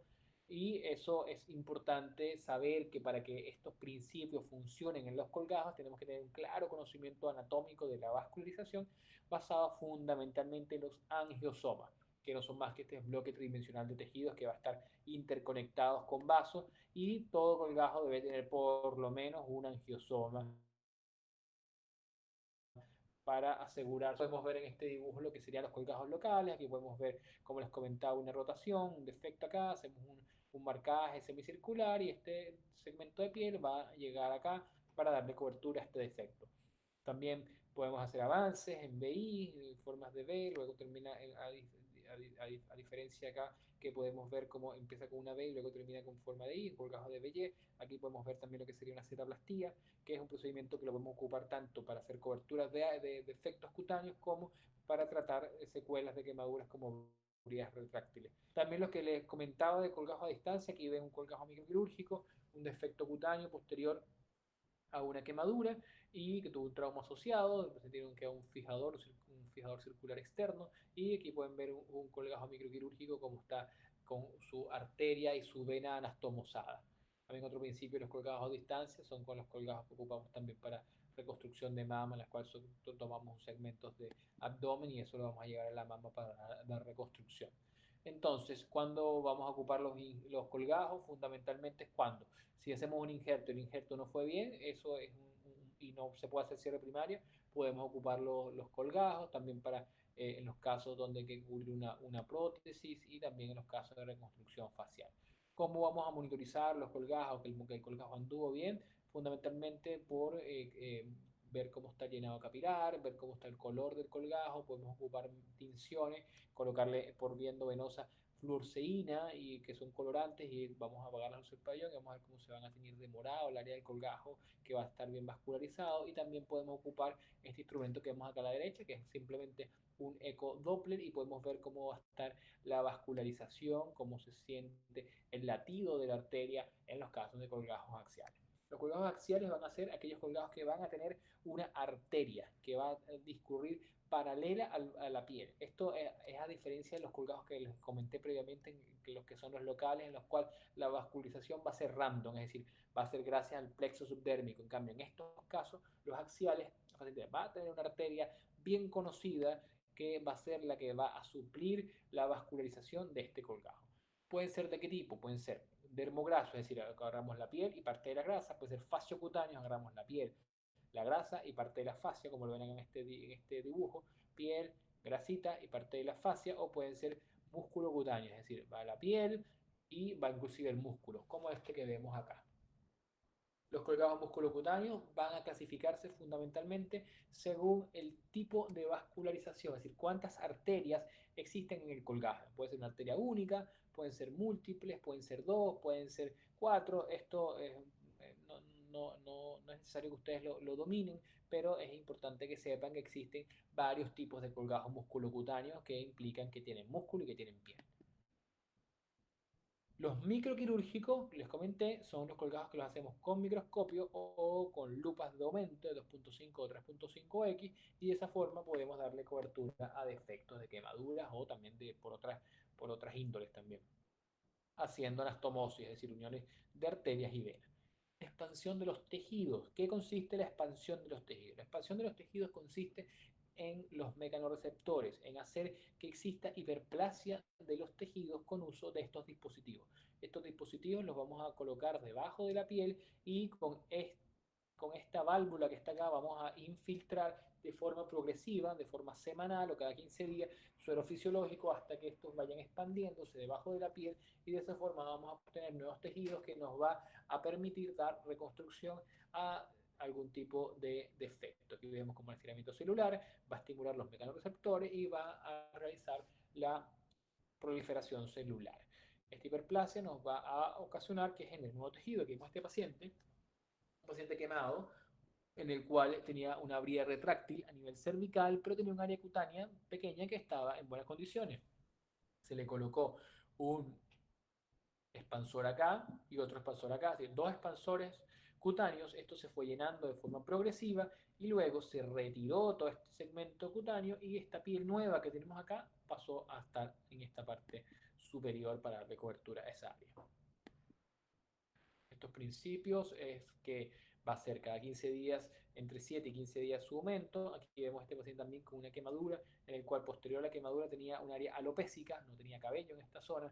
Le colocamos un expansor tisular detrás del cuero cabelludo, se aumentó considerablemente el diámetro y luego se hizo un colgajo de rotación para dar cobertura a ese defecto. Bien, entonces ahora ya estas láminas es un poco para recordar lo que comentamos al principio y que es lo más importante y quiero que se lleven de la presentación, es el tratamiento inicial del paciente quemado, siempre ATLS, ABCDE.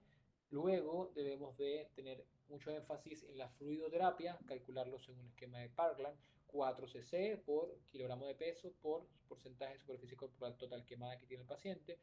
Siempre en pacientes gran quemados hay que instalar una sonda Foley, debemos de mantener una analgesia adecuada, teniendo presente que existe un dolor basal y un dolor crítico, siempre vacunación antitetánica, analgesia con paracetamol, opiácidos y AINES,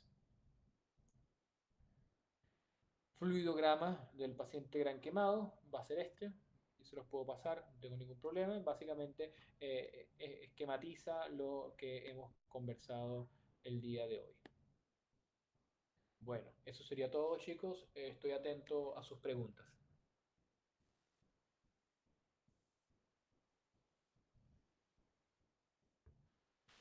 ¿Tienen alguna pregunta? Doctor, cuando se escucha, Sí, se escucha. cuando dijo que en los adultos se da fluidoterapia con Ringer lactato, en el caso del niño con suero fisiológico, ¿a partir de qué edad el niño? 14 años. Ok. Después, después de Ujú. 15 años que consideramos un paciente adulto, de hecho son los que vamos a manejar nosotros cuando ustedes estén haciendo turnos en urgencia, van a haber pacientes adultos, pacientes mayores de, 15, de 14 años, esos pacientes, la recomendación es Ringer lactato. Pacientes pediátricos, la recomendación es solución 0,9%, pediátricos desde un día hasta 14 años y 364 días. Gracias. ¿Alguna otra pregunta? Doctor, ¿Sí? ¿los pacientes que se les realizan extracciones de injerto necesitan estar en una sala especial por el tema de no contaminar la zona? Bien, buena pregunta. No, no es necesario. Anteriormente, en el pasado, las unidades de quemado y los pacientes quemados les colocaban como una especie de malla, estaba con el paciente hospitalizado, le colocaban como una malla alrededor del paciente y como para evitar que tuviera contacto con alguien, o los tenían bien aislados. Hoy en día estos pacientes, si tienen una área injertada que no es gran quemado, es decir, por debajo de 20%, estos pacientes pueden estar en salas comunes, no hace falta que el paciente esté aislado. Recuerden que una vez que ustedes le hacen el injerto, este paciente le van a hacer una cobertura, es decir, ustedes toman la piel con el dermátomo, con el instrumento eléctrico, esa piel la pueden expandir, la pasan por un instrumento que les comenté, que le hace como unos hoyitos, eso lo colocan encima del área del defecto cutáneo y encima de eso va a tener una cobertura que puede ser con telfa, con Yellownet, luego gasas, luego vendaje, y decir, va a estar aislado del medio externo.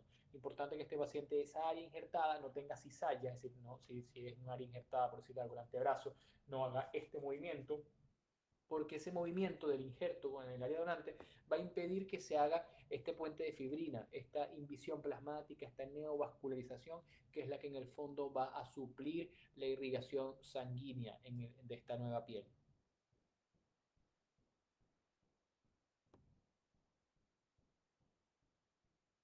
¿Se entiende? Sí, sí se entiende. Y tengo otra duda respecto a qué criterios utilizo en la selección entre un injerto y un colgajo. Perfecto.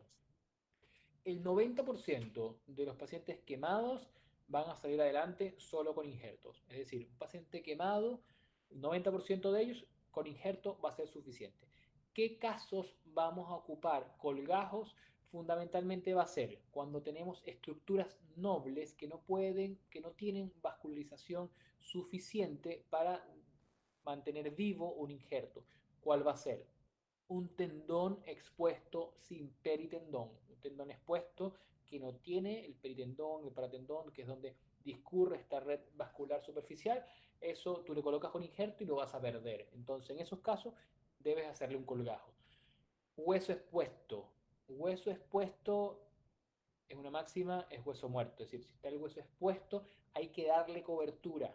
En esos casos, si le colocas injerto encima y el periósteo se encuentra con infección, que es muy frecuente, el hueso expuesto rápidamente presenta osteomelitis, no te va a pegar el injerto. Por lo cual, el hueso expuesto es sinónimo de que hay que hacerle un colgajo, es decir, un segmento de tejido con apoyo vascular para darle cobertura a esa área.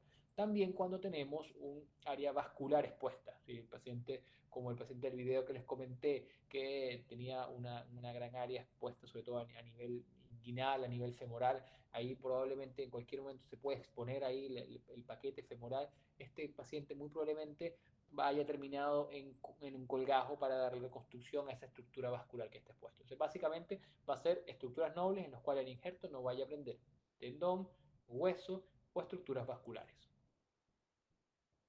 Ya, perfecto, muchas gracias. Doctor, Sí, a mí me quedó una duda con esto de estimular la proliferación celular con las bolsitas de suero fisiológico. ¿No es doloroso para el paciente o muy incómodo? no entendí la pregunta.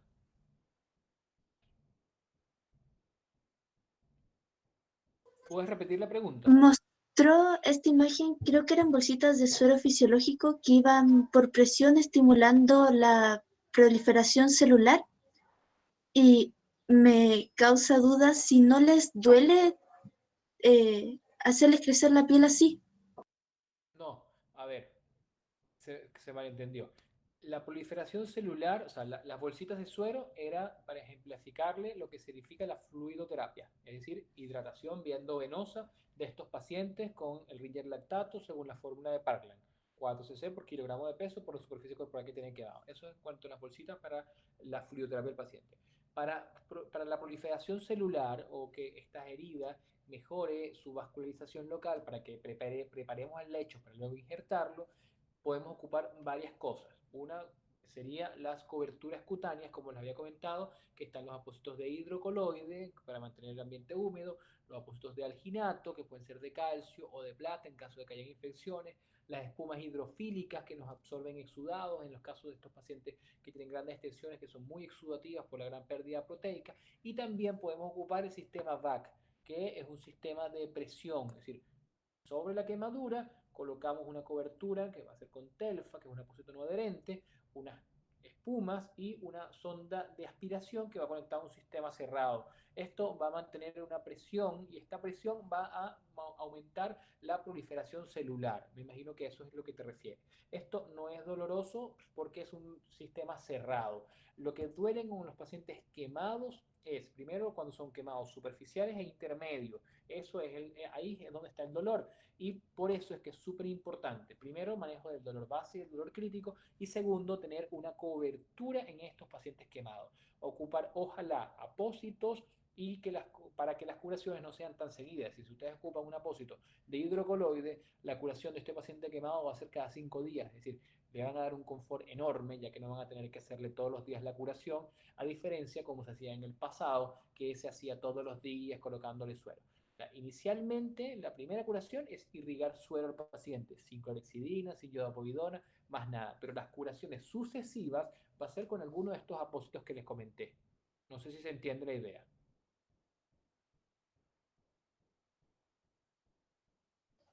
Sí, creo que sí. A ver, las bolsas de suero, como te comentaba, era para ejemplificar la fluidoterapia. No significa que las curaciones las van a hacer siempre solamente regando suero. No, las curaciones sucesivas van a ser con uso de estos apósitos que en contacto con la herida van a dar confort al paciente, van a mantener un ambiente húmedo y van a ayudar a la proliferación celular y la repitalización en algunos casos, o que mejore el lecho para que luego lo podamos injertar.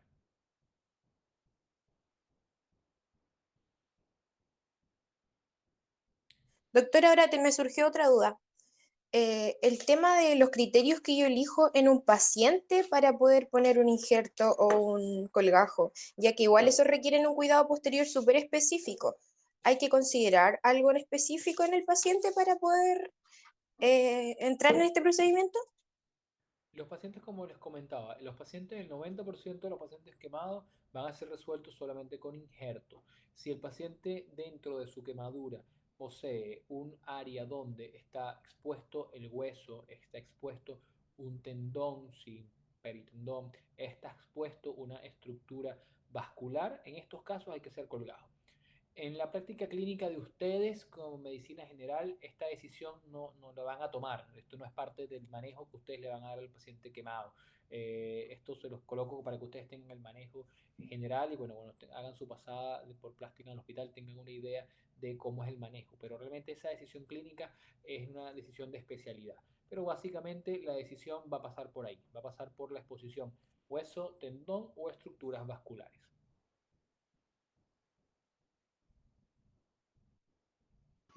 Doctor, creo que mi compañera anterior se refería a los expansores mostró al final de la presentación, ese que estaba bajo el cuero cabelludo del paciente. Si esos generan dolor o incomodidad Sí, al usarlos. sí, sí genera. A ver, se los voy a mostrar cuál era. Sí, los expansores cutáneos generan molestia, generan dolor, porque esa expansión de piel, esa estimulación del mecanorreceptor va a hacer que el paciente tenga molestias y cierto dolor. Es bien tolerado en gran cantidad de pacientes, pero sí hay molestias. Sin lugar a duda, hay molestias las cuales el paciente tiene que tener un analgésico para el dolor base y de esa forma son tolerados. Fundamentalmente el dolor van a tenerlo estos pacientes es al momento de la expansión, el momento de que le colocamos el suero. De hecho, en ese momento paramos. Si nosotros a estos pacientes le colocamos un expansor de piel, el cual, mientras le infiltramos el líquido, va a ir aumentando el diámetro de ese expansor. Ahí, cuando ya el paciente diga, ah, ya me duele, doctor, ustedes paran. Tiene un expansor, por ejemplo, un expansor, por decirles algo, de 200 cc de contenido. Ustedes colocan el expansor, que se coloca debajo de la fascia o de la hipodermis. A los 15 días, en una válvula, se infiltra por la válvula solución 09, solución fisiológica. Generalmente es el 10% del volumen total. Si es de 200, le vamos a poner 20 cc. Y usted a los 15 cc, paciente, ay doctor, me está doliendo, para. Le dan un papelito, primera infiltración, 15 cc. 15 días después lo van a volver a citar al paciente, mismo procedimiento. Empiezan a colocar los 20 cc, que va a ser el 10%, los tolera bien el 20 cc, ya. Entonces le colocan un poquitito más, ya, me duele, para. Y así lo van a hacer en varias sesiones. ¿Cuántas sesiones?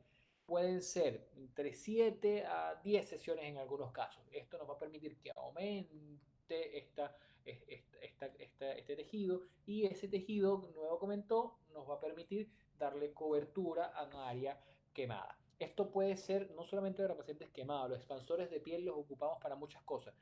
Para mama los ocupamos para cáncer de mama, posterior a pacientes que le hacemos una mastectomía y quedan sin mama, le podemos colocar un expansor también, eso va a aumentar el tejido en la mama y luego lo retiramos y colocamos un implante definitivo. Esa es una alternativa.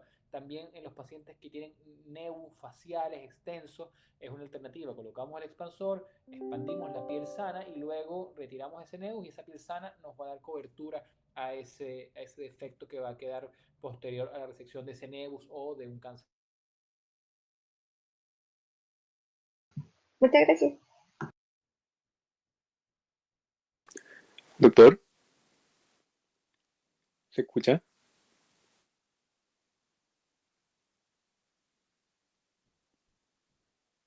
Doctor, sé que Doctor, ¿escucha?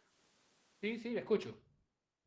Eh, en el donante de piel, en el lugar de donde le sacan la piel, ¿cómo queda funcional y estéticamente? Bien, no hay ningún tipo de repercusión funcional, eso repiteliza. De donde ustedes sacan el injerto con el dermátomo, va a repitelizar, es decir, va a salir nuevo tejido que posteriormente el paciente tiene que hidratarlo con crema hidratante o algunas cremas que nosotros ocupamos para la repitalización de los tejidos, pero no queda ningún tipo de alteración desde el punto de vista funcional. Lo que sí queda es con cambio de coloración, como lo mostré en una lámina, queda de un color distinto que el resto de la piel. Esto va a ser también más evidente en pacientes mestizos o pacientes de piel más oscura. Es más evidente este cambio de coloración en comparación con las pieles claras que generalmente tienen mejor cicatrización. ¿Y hasta qué capa se puede sacar en la donación? ¿Hasta qué? ¿Hasta qué capa se puede sacar? Ustedes están sacando siempre epidermis y alguna porción de dermis. Lo importante es que con el dermátomo, que ustedes tienen un aparatito, aquí lo vamos a mostrar. Este es el dermátomo, ustedes van a regular, no sé si logran ver acá en la imagen que tiene como una pala acá, tiene como una pala recta. Esta pala recta nos permite ajustar la profundidad de la piel que vamos a extraer. Entonces, esta profundidad, si ustedes la colocan muy profunda, total, va a llevar todo el espesor de la piel. Entonces, esta área después no va a repitelizar, es decir, no va a sanar sola. Esto lo hacemos con toda la profundidad en los casos como el video que les mostré, cuando es para quemaduras, cuando se hace para hacer una escarectomía tangencial, pero cuando es para injertar, ustedes van a colocar una profundidad generalmente de 0,3 milímetros. Entre 0,3 milímetros y 0,6 milímetros es la profundidad que se ocupa, y de esa forma va a quedar parte de la dermis reticular que nos va a permitir la repitalización. Gracias. Doctor, en, en algún momento usted mencionó dentro del manejo inicial, bueno, aparte de darle suero, limpiar la herida, hizo mención de cubrir con una sábana seca. ¿Se refiere aquí sábana de las que conocemos comúnmente o a un producto especial?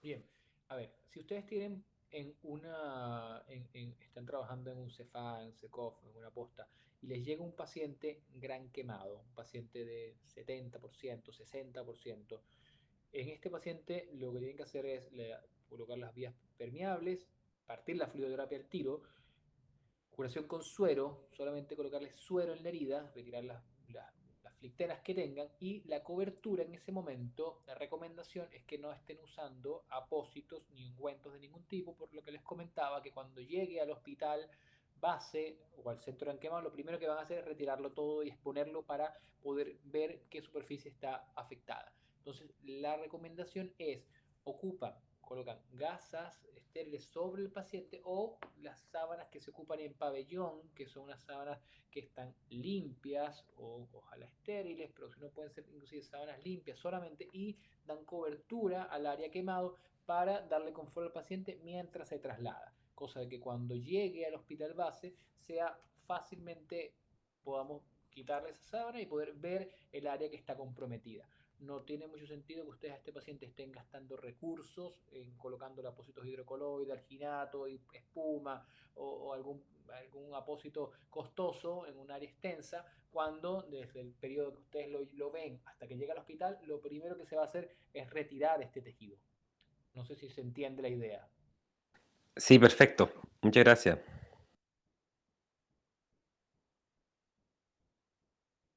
¿Alguna otra pregunta, chicos?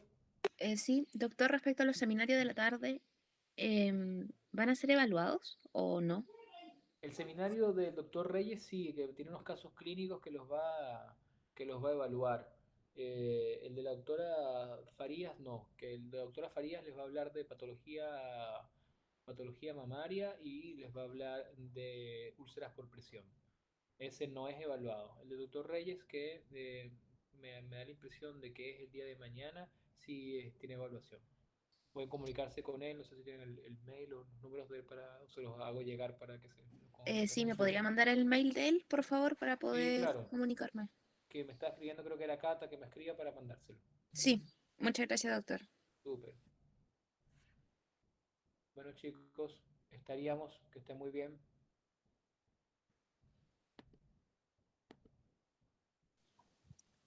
Gracias. Gracias, Chao, doctor. doctor. Gracias. Está en no selectivo, ¿no? Chao, chicos.